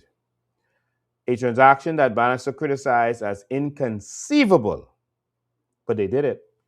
And Mr. Bethel, referring to the 8 Mile Rock Project and Nassau's General Post Office, told the Senate last year, officials of my ministry, although they were briefed and were working on the proposal contracts, had not signed off or given the okay to sign of these two contracts and were never informed.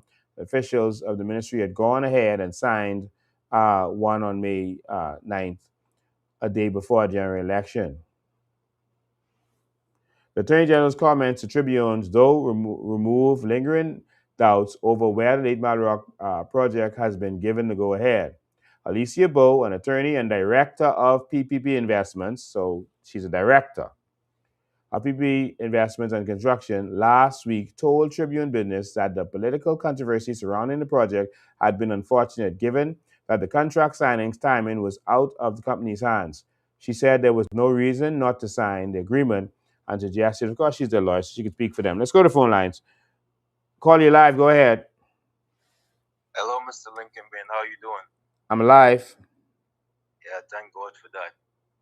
I'd like to say I respect what you're doing and how you're showing the people of the corruption, what's going on, because these are the people they want to say that, because what really hurting the payment people is this. God say, if my people, which are called by my name, shall humble themselves and pray and seek my face and turn from their wicked ways, then he will hear from heaven, forgive our sins, and will heal our land. See, they wonder, the people love money so much. And because of that, they allowing these corrupt politicians just to give them whatever is going on, some payment, and then they go right in and vote for them, not even thinking about the tomorrow. what they'll have to eat, how they will pay their rent. Because suppose rent skyrocket on all of them. Rent done must be almost $1,500.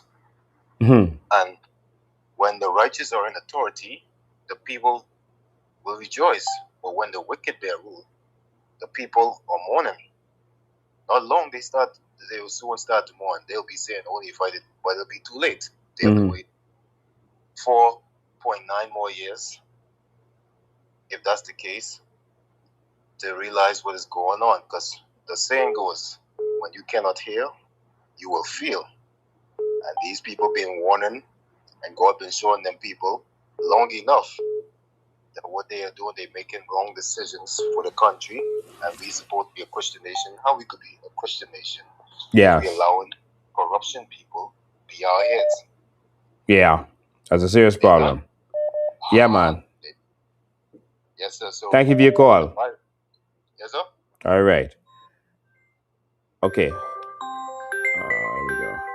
All right. Hold the line, caller. We'll get right to you. Just want to show them one paragraph in this document. Hold the line, caller. All right. So I just wanted you to see this piece that I've had up on the screen.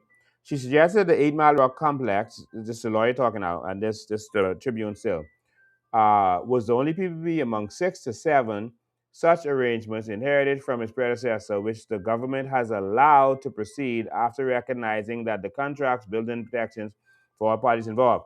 And so other PPPs were rejected, but Ministem went along with this one. PPP Investments Construction Company, which was formed in late November 2026, is a vehicle specifically designed to construct and manage the 8 Mile Rock Administrative Complex. It is 100% owned by New Providence-based top-notch builders. See? So Neil had talked about this already, which is located in Adelaide Road. Its principals include Samson Hill as lead contractor, financial consultant Mark Robinson, and building consultant engineer Randolph John. Winston Rule, the former Bahamas Chamber of Commerce president, is listed as a director in the offering documents. All right? And so, very interesting article. And the whole country missed that at the time. Missed all of the corruption that was going on. Let's go to the phone lines. Call you live. Go ahead. Good night, Bahamas. Good night, Mr. Ben. Good night, my brother. Junior, all is well. Who is this? DVD Junior, Benjamin the Mayor Junior. Okay, welcome, man. Yes, sir. Thank you. Now, I realize that the official opposition sent out a release concerning the cabinet ministers connected to interest concerning the gaming industry. And I think you said that they're only addressing it as all political versus them holding the administration to account.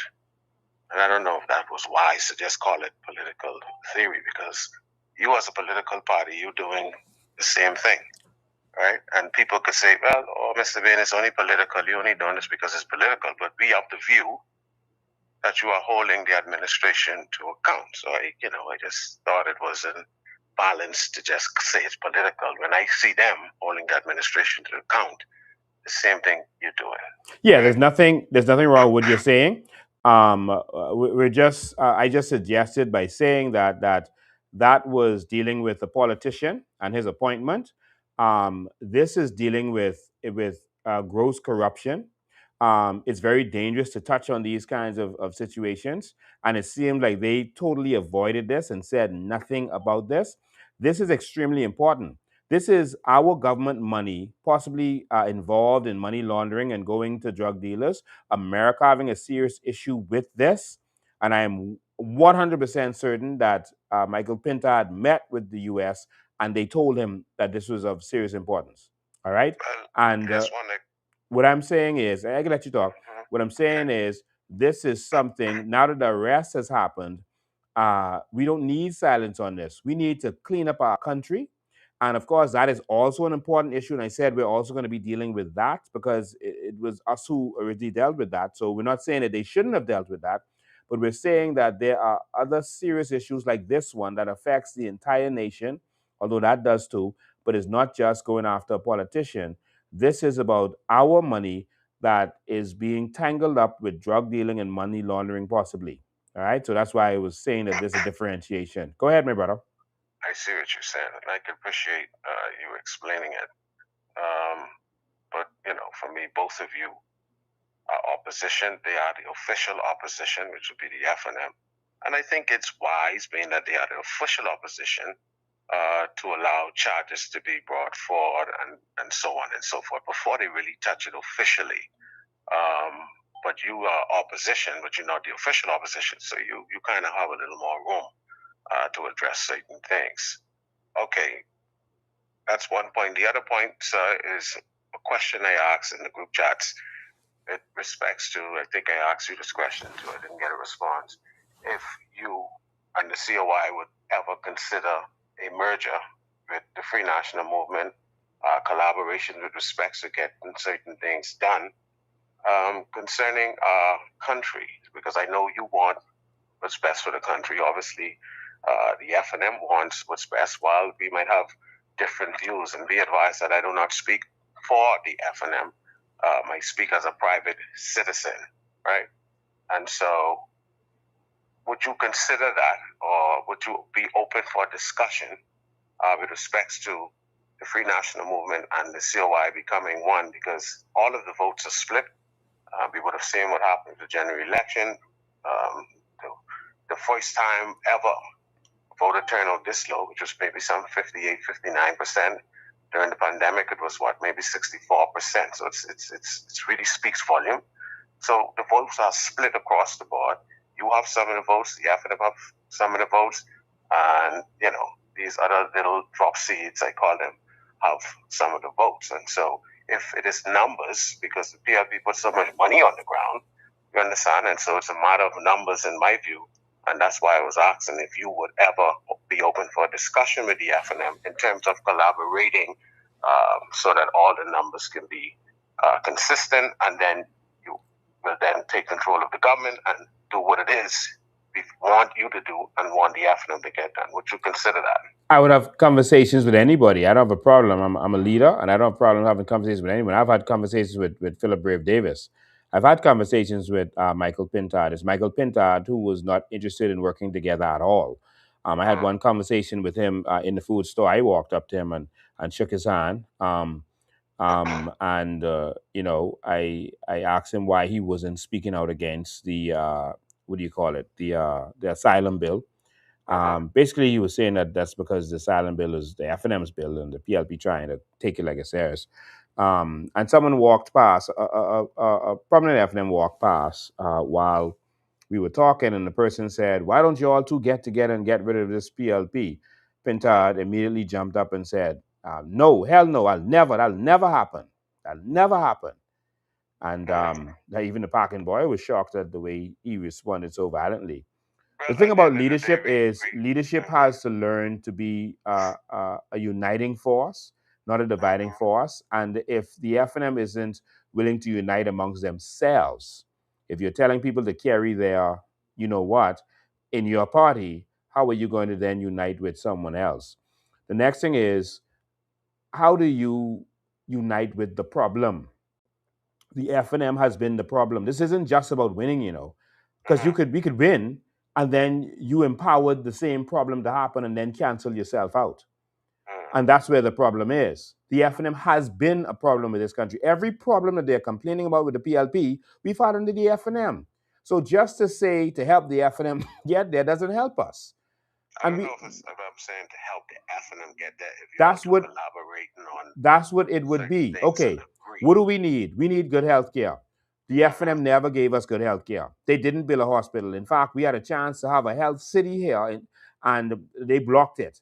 And the people went to administration. Not to cut you off. Is it really the leader of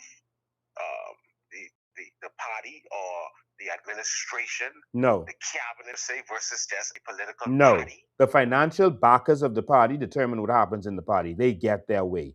That's what runs the party. It doesn't matter who the leader is. It's the financial backers that run the party, and that's the problem. So we can go in there, but Brent and the Holloway Escos and the rest of them, they can have their way. And so all of the problems we've been having, the immigration problem, we had immigration problem under the F&M. We have healthcare problem under the F&M. We had crime problems under the F&M. Right. Let me ask you this question, and I'll release you because I know you want to continue on. Maybe some other callers want to get in as well. With respect to the COI financial backers, did you ever disclose who these people are? Disclose who they are? Yeah, man, everyone knows who they are. People know who's backing you financially? Yes, everyone knows who. The people of the Bahamas are backing us financially. They made fun of us with our jugs on the side of the road. Okay, all right, okay. The people of the Bahamas are backing us. We manage it. We manage it properly. No millionaires and no trillionaires.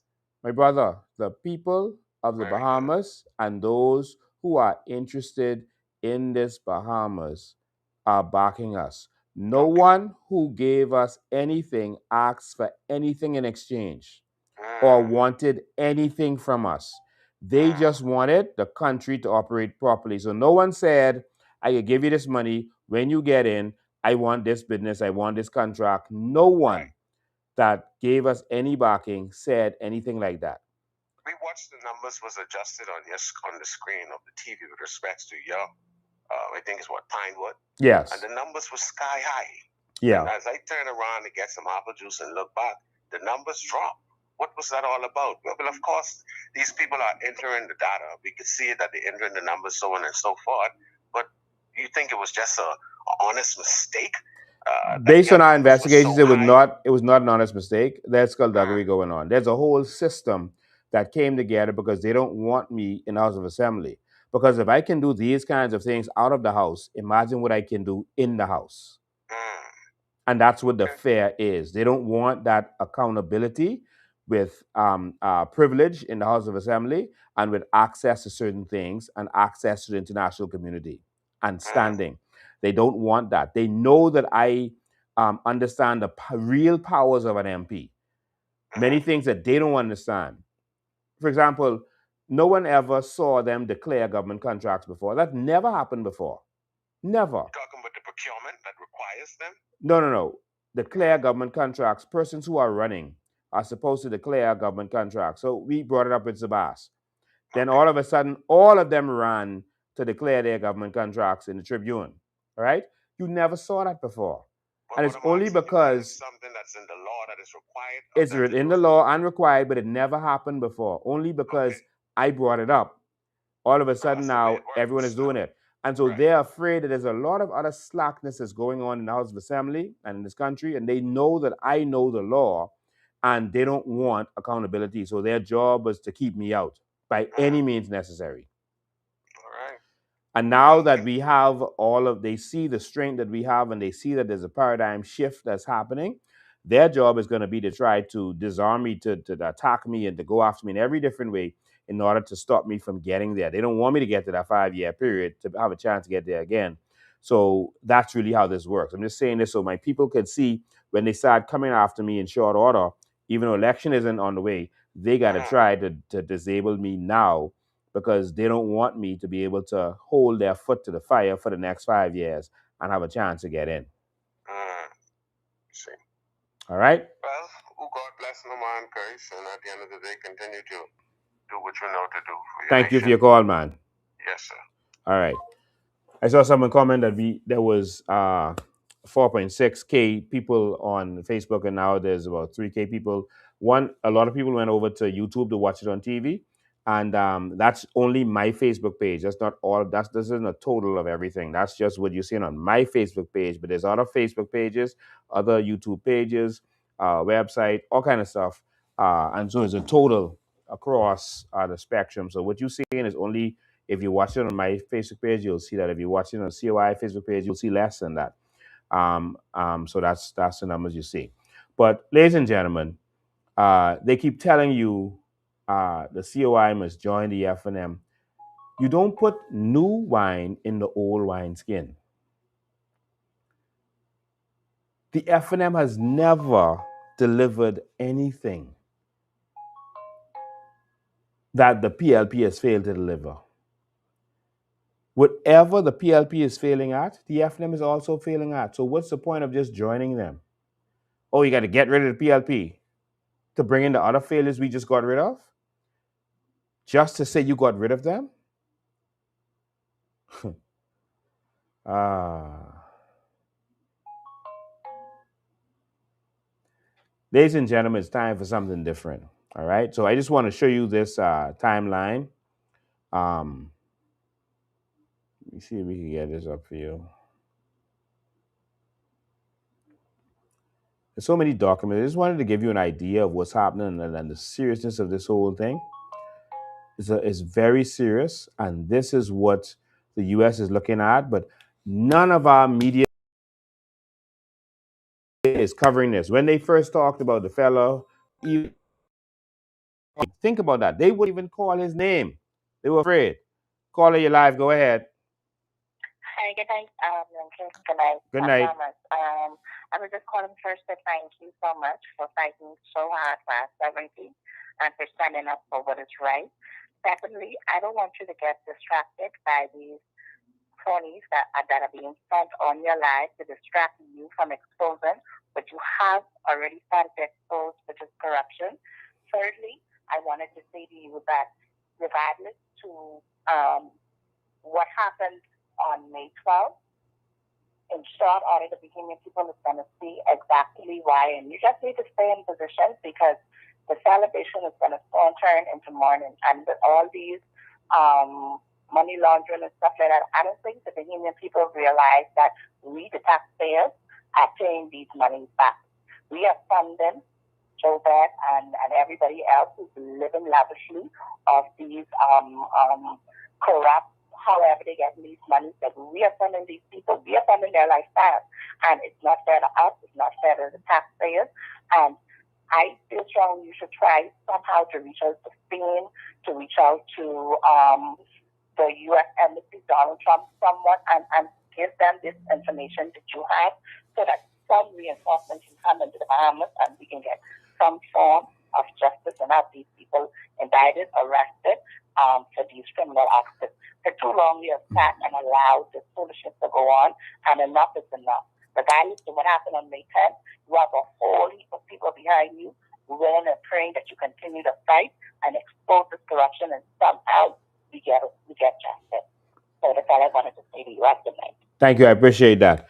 And Carl, I just want you to know, while you're setting yourself up, I want you to know that the U.S. government knows everything that I'm saying today. They know this. It's only the Bahamian people who don't know this, and that's why I'm informing the Bahamian people so they know the seriousness. And I haven't even shown everything. I haven't even shown not even 1% of what the situation is. And so they know this, and I'm preparing the Bahamian people because no media has the courage to cover this.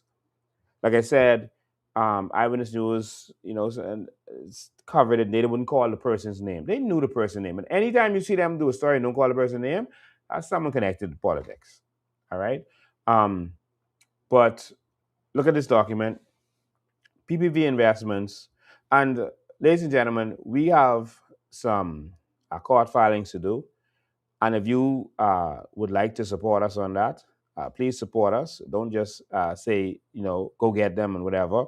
If you want to support us and help us in doing this, we got to safeguard this election. Please, you can contact me at 803-5995. 803-5995 is the number. Hold the line, call. I'll get right to you. And if you want to help us, it's going to cost us, thousands of dollars, probably tens of thousands of dollars to fight these court battles we now have to go into for this election, etc. And so if you want to assist us, if you're serious about this country, please reach out to us and let us know that you're willing to stand up and help. All right. So this is a synopsis of everything, and it shows the date and what happened. And so PPP was incorporated on November 16th. Then on the 12th of November, the affidavit of beneficial ownership was sworn. All right.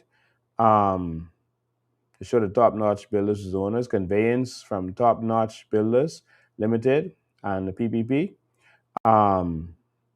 Two PPP, sorry, for $10, which shows that they own it. Only if you sell it to yourself, you can do that for $10. Then 30 November 2016, MOU reference to PPP agreement. That's a memorandum of understanding. Um, uh, then in May 2017, the public-private partnership agreement. I think that was with the F&M government. And then in 2018, Leno Corporate Bond Finances Structure, all right, $25 million bond, an affidavit of conveyance. So this shows the whole structure. I'll just scroll through it and you can see where the loan came in and the mortgage was lodged and entered. And so all of this is right here for you to see. I'm just scrolling through it now. And government made payments direct to Leno for $8.1 million. So, you know, there's a lot of stuff that happened, and I wish I had the time to go through all of it, but I started late because of technical difficulties. But that's what it is. Let me go to the phone lines and I'll pull up one final document for you. Call you live. Go ahead. Yeah, good night, Lincoln. How you doing? I'm alive. Yes, good to hear your voice. You hear you're back and fighting again, boy. I like that. But let me say to the PLP trolls that are out there,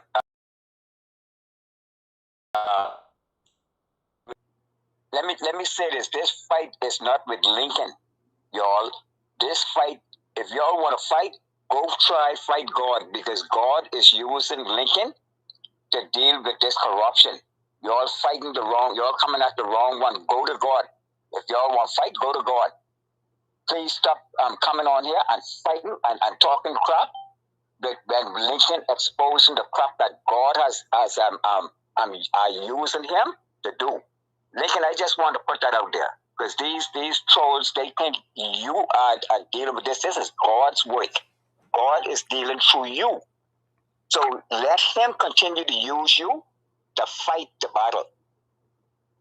That's all I wanted to say. Thanks again, Lincoln, for coming in.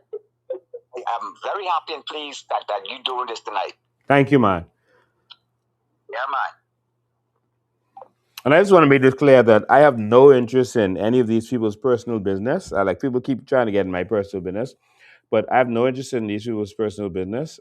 This has to do with the people's business. This government contracts. This our government money being used possibly for money laundering. This is the U.S. government all over this, and I'm going to pull up another document on the screen in a second. But hold on, call you live. Go ahead. Good morning, good afternoon, and good evening, Bahamas. Hi, Mr. President. This is Charlotte Green. Good I evening. just want to share something with Bahamian people. If we remember back in 2013 when we went through the gaming referendum, the Bahamian people did send a strong no, that they was not interested in the web shop gaming and national lottery. Mm-hmm. The people said no. But for some reason, the government, the system said yes. Mm-hmm. And then here we are again in Pinewood. We saw the numbers on the screen. The Pinewood residents said yes. But there was a glitch, and the government said, not underneath my watch. And then we have the Bahamian people fighting amongst themselves while the government is fighting us down. So I want to tell the Bahamian people, it's time that we band together. Both political parties have band together a long time to keep the people down. It's a united system.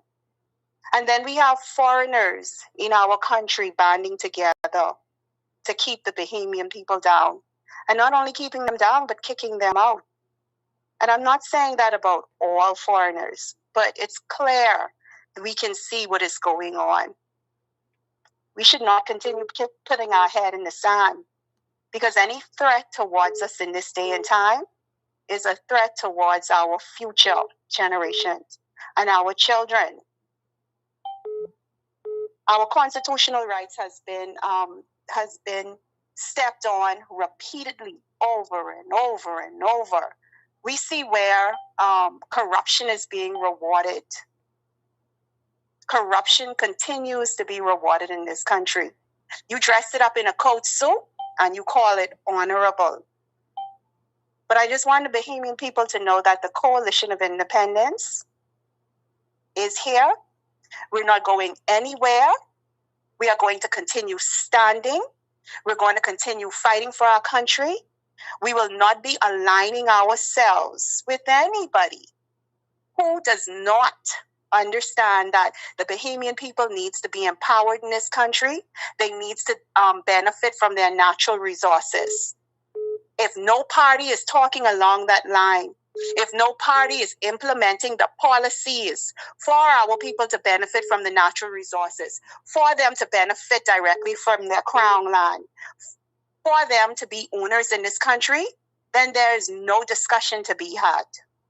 We are not going to surrender to the system anymore. The system our great-grandparents, our great-great-grandparents have been surrendering to. It's time to aggressively change the system and allow the people to benefit from this country. I agree. But Bahamians, we are here to stay and we're not going anywhere. And if you're interested in joining the movement, visit our website, www.coalitionofindependence.com. Join the movement because change isn't coming. Change is here. Good night. Good night. Thank you. Okay. Phone was beeping out of work while you was talking. We'll see if we can get any of them on here. You can call now, 803-5995. We're going to go for another 12 minutes, and then that's all we can do for the night. That'll take us to 11 o'clock hour. Call you live. Go ahead. Hi. Good night, Mr. President. How are you? I'm alive.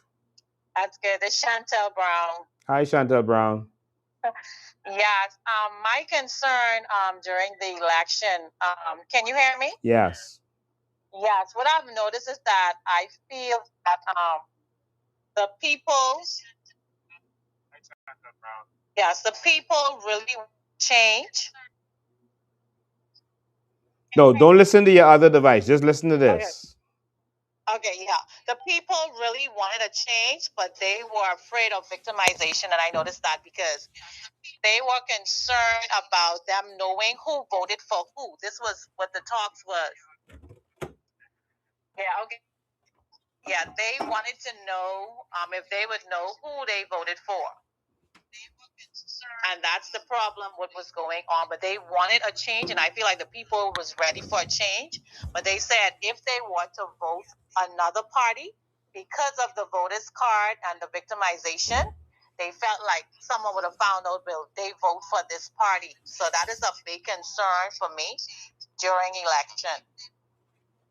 Yeah, so there's a way that they can go and see it, but that's so tedious and arduous that it's almost impossible for them to do that. That's really a lot of work for them to go look to see how everyone voted. That's not going to happen. All right. They would have to go in all the boxes, go through all of them one by one, line up every counterfoil with every ballot, etc. That's a lot of work. It's possible, but that's not necessarily how it works and what will happen. We have to get to the point where we have courage with our vote. Self-preservation is what causes corruption to prosper. We have to just take a stand. That's really what should happen. Now, in the Pinewood recount, I mean, they were very slack with the ballots and they were breaking the law. They were showing the back of the ballot that has the number, the ballot counterfoil number on it, and they were showing the front and the back, so how you voted and the back. So that's a serious election court issue right there in and of itself. And we have lots of evidence of them doing that. And that's, I couldn't believe what I was witnessing. They just did it blatantly, putting the cards down right in front of the PLP person, and then turning it over on the next side and showing the back of it and showing it. Willy nilly. That's illegal. So on that alone, we should be able to really go after them with this election. Not even the other stuff that went down. All right. The fact of the matter is, again, I don't care about personal life. I don't care about Eric Gardiner's personal life. Listen, man, anyone can go to jail and come back and change themselves. That's no big issue. I mean, Kino Wong was arrested for drug smuggling. And now Kino Wong was running. No one really stopped him or protested. I think he's going to be a senator now. He changed his life and he didn't go back to that. That's that's the past. People make mistakes. And so it's not about that. But if you are still in it, then you're still in it. But if we are mixing government resources and the government is involved with this, that's a serious excuse me problem, not just for the Bahamas, but for the international community. That's the issue. This ain't about who is good and who is bad and who's perfect and who's not. We don't care about all that. This is our government buildings being built, and people feel, and the international community feel, that drug money could be involved in all of this. All right, that's where the problem with this is. Listen, man, if you could sell your drugs, you go sell your drugs over there. Build your mansions and do what you got to do. It's wrong, but it's a different situation when you start building government buildings with drug money. I don't know how anyone could disagree with this. When you start doing government housing with drug money, that's a problem. Call you live. Go ahead. Good night, Bahamas. Good night, Lincoln. This is Ellis. How are you tonight? This is Cara Ellis.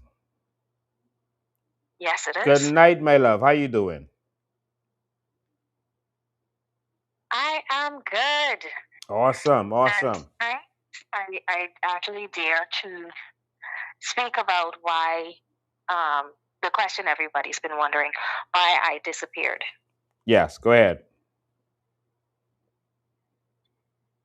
So we see what happened with your votes the night when you guys were doing the actual election. We saw 13 something on the screen, and then suddenly it dropped to was it 5 or 9 something? 9, yes.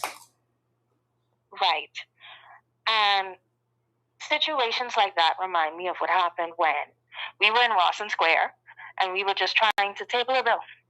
Mm-hmm. And all I was doing was recording. And because I was recording, a police officer almost knocked me down with a vehicle, and the narrative was switched to I jumped in front of the car. Yeah. I actually still have the video from the CCTV cameras that showed that I'm innocent and the man tried to knock me down. Yeah, the car turned towards you. Exactly. And to be honest with you, you were not a part of that process. You just happened to be downtown to doing business. Yes. So I actually was supposed to be doing some things for some clients of Maria Daxon at the time for a law firm. Mm-hmm. I just was recording. Because of course, you know, you're like a dad to me. Mm-hmm. From I see your limp body being carried into a police car, I gotta understand what's going on.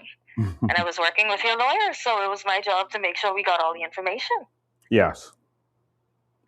But my point in mentioning all of this is simply to say, if we live inside of a country that as simple as someone working on your behalf inside of a law firm to make sure that they record and get the necessary information for you could actually be nearly, and that would have been manslaughter if that man had actually run me over with that vehicle.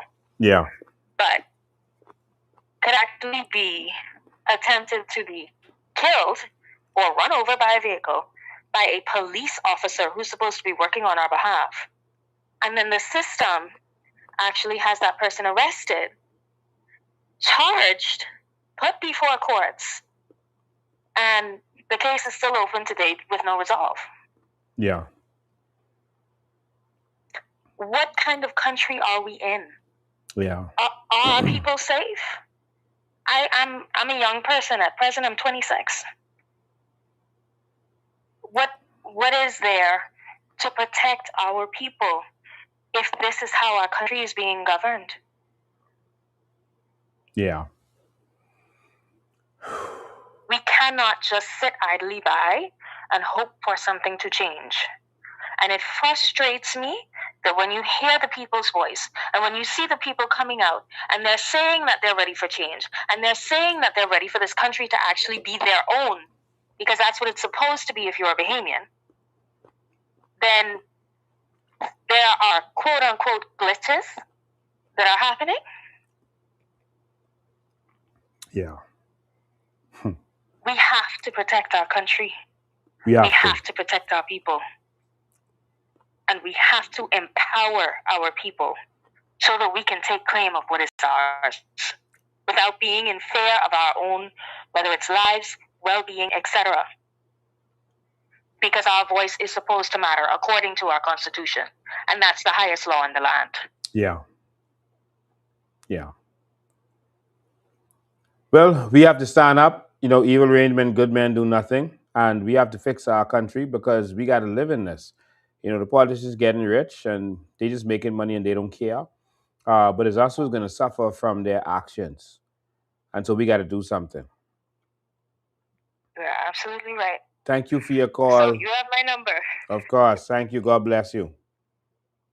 Same to you. Have a good night. All right. Good night. That was Kari Ellis, one of our founders of Bahamian Evolution. Yeah, so ladies and gentlemen, we got to fix our country. On the screen right now is the court matter reference to this building and the PPP because the government ended up not paying it. Hold the line, call. I'll be right with you. Hold the line, one sec. Oh wow, everyone calling now. These are written submissions that were done. All right. And it's talking about what really went down and the real details. I wish I could go through it. I don't have any more time to go through this, but it's an important document. So I'm scrolling it so you could go back and freeze and do whatever. But this is 20 pages, 238 pages, so I can't go through all of it.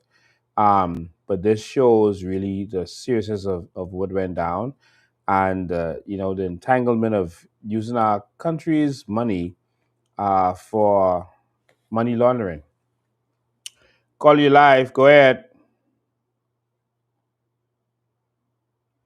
I think we lost them.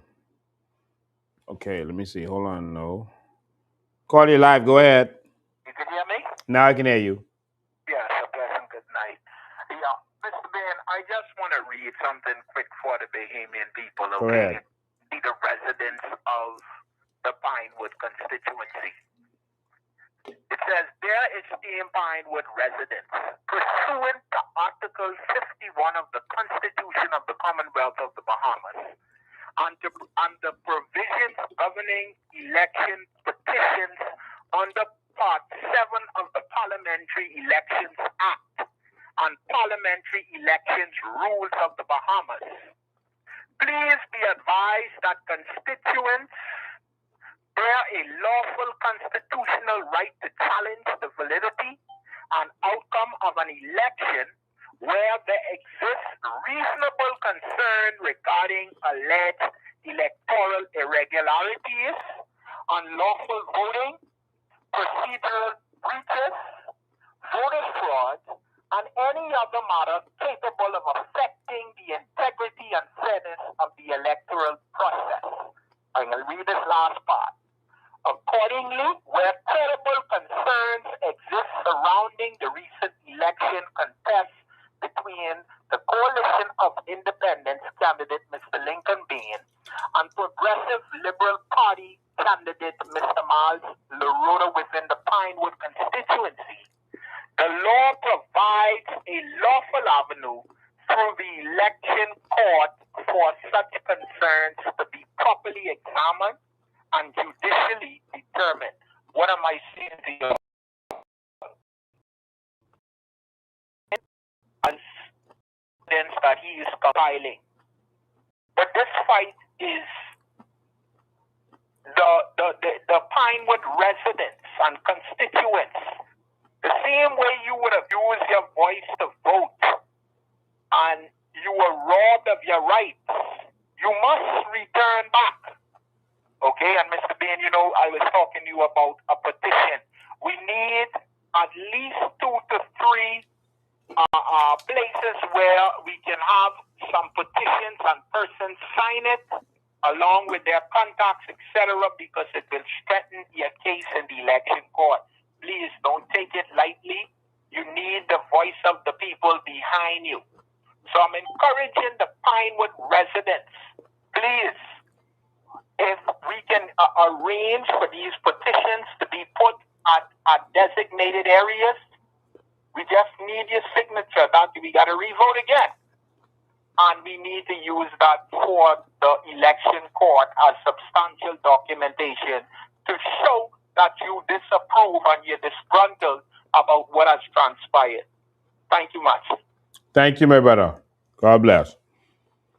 All right. And so, ladies and gentlemen, we are taking this to court. We need your help. Again, as we said in the beginning of this program, if you were disenfranchised in any way, let's say you were on the register last time, but not this time. Let's say they didn't let you vote or they made you vote in the yellow ballot, when that shouldn't have been the case.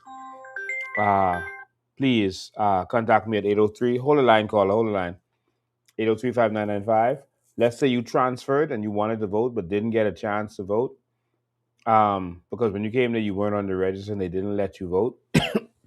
Please reach out to me. And if you know anyone who went through this and they're not watching the program, tell them to reach out to me.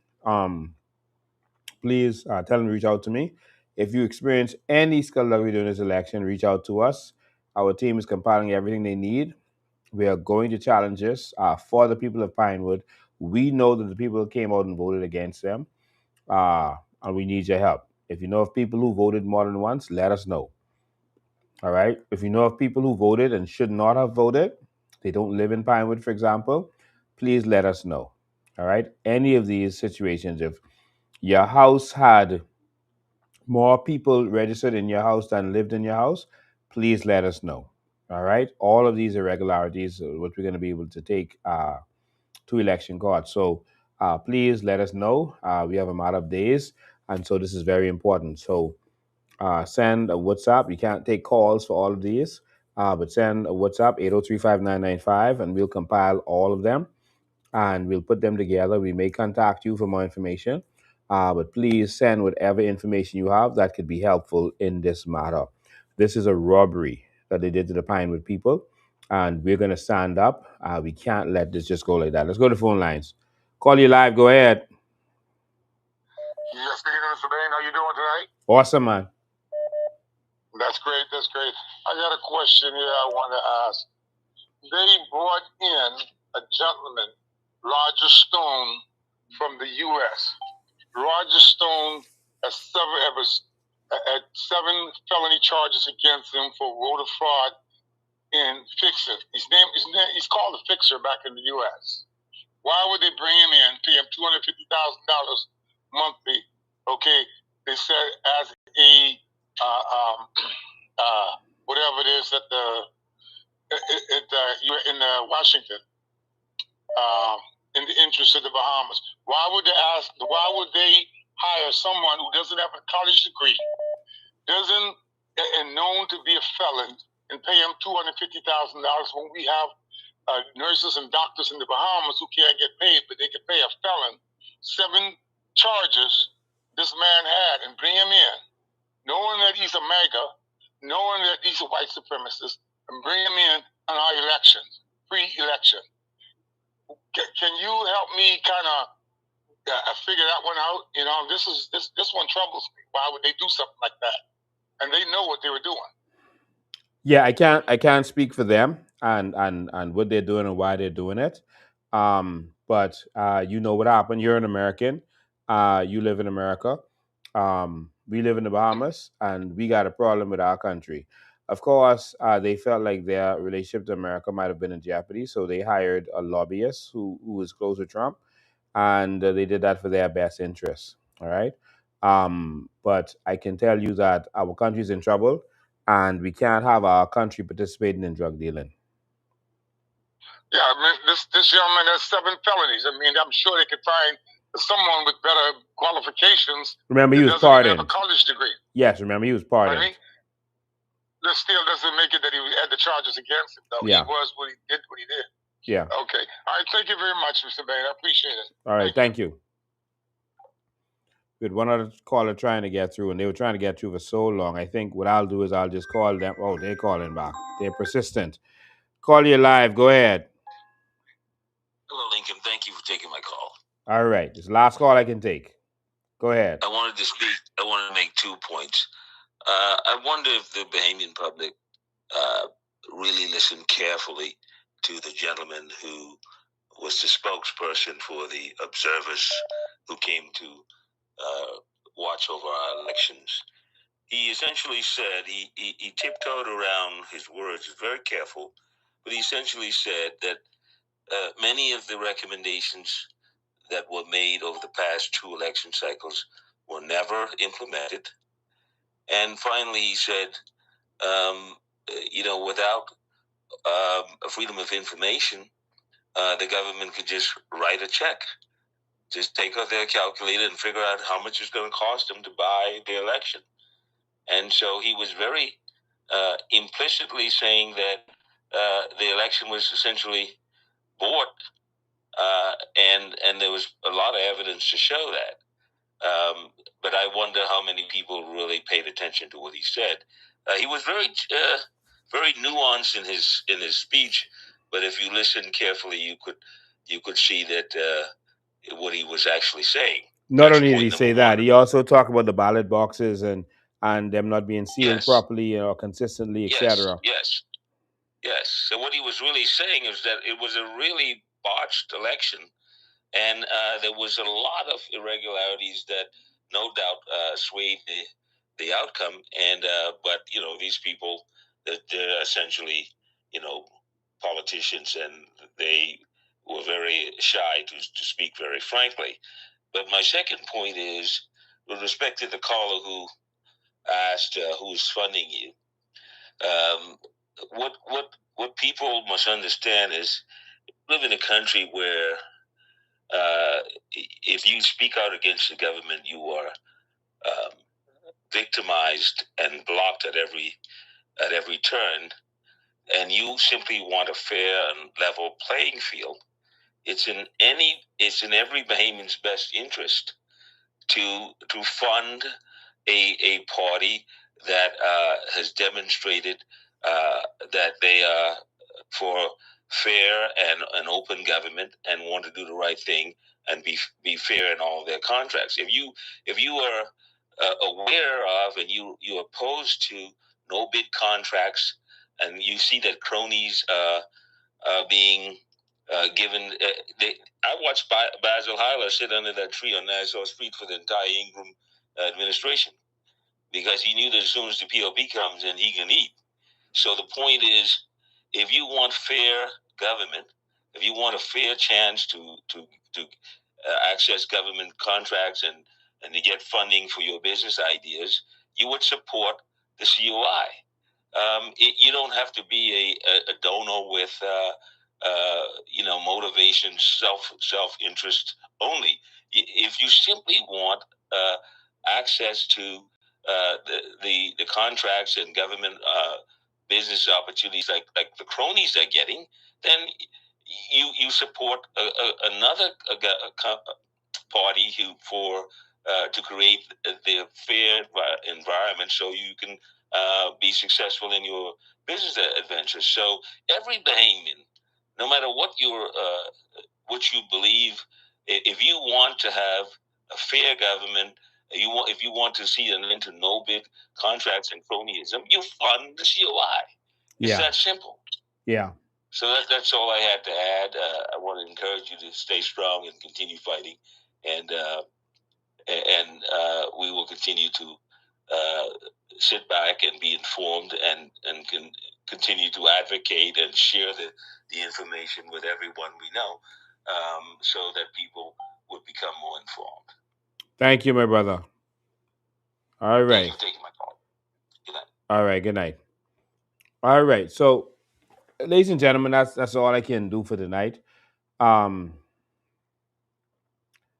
Lord, if Bahamians don't see what's going on, I don't know what else is going to take for them to see. But our country is in trouble. and we can't have criminality running our country. The next thing is our election process was stolen and rigged, and we got to do something. And so if you have any information, 803-5995, that's the number, text us and let us know. We need details.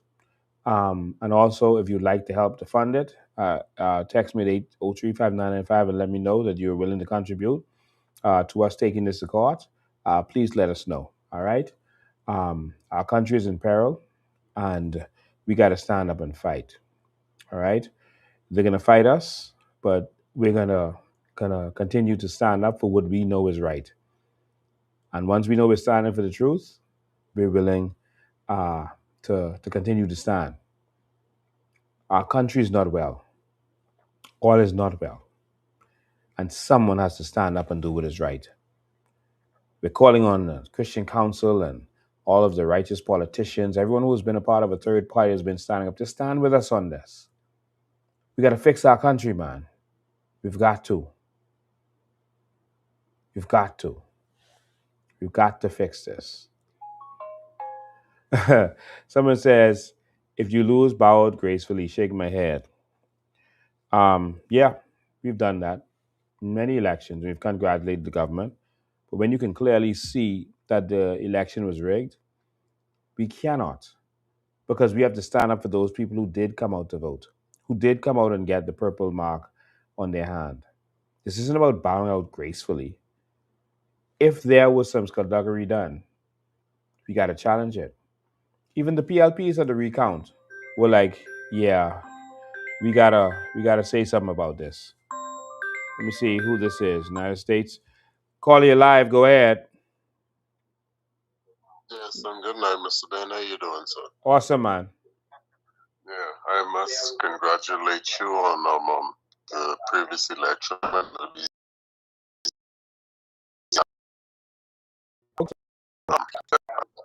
I'm standing during not. I'm supposed to come over in a month, and I have to come by the head office and see you, just for a word of encouragement and whatnot. Thank you, man. I appreciate that. Okay, sir. All right, Yeah, man. but it's a privilege to see a guy like you. You're standing up for the people, but people just don't see the right thing. Yeah. All right. All right. Thank you for your call, man. I think that Bahamians though are waking up. I think people are waking up, and you're seeing it. I think that we were robbed in this election. It is clear as day. I have zero question that this election was seriously rigged. All right, I fully believe that, and no one can take that away from me. That is what I believe. All right. All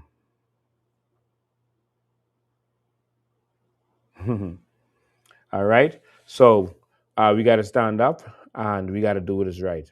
Stand with us. Stand with us. And so that arrest, which is the topic of this live, is going to have some serious consequences for this country. Serious, or it could have serious consequences for this country. And normally, what they do is when they get some on the politicians, they use it to influence them to get their way. We hardly ever arrest them. But I think in this instance, so much has happened. Stay tuned. That's all I can say. Stay tuned. And again, this didn't start under just this administration. This was previous administrations that this has been happening. That's very important for you to understand. So for those people saying, "Oh, the PLP just got to go," and then go back to the FNM, no, we got some serious issues in this country, and we got to fix it. Thank you all for signing with us. I'll be back at the headquarters in short order. We'll be back there and doing what we have to do. Just gotta continue a little bit of a vacation, and we'll be back to it. All right, but we're going to be getting to work on making sure that those who voted got their justice. And so we need your help, support, your information, your financing, et cetera, et cetera. We don't go to the oligarchs for financing. We go to Bahamian people. Thank you. God bless you. We love you. We're doing this because we love you. See you next time.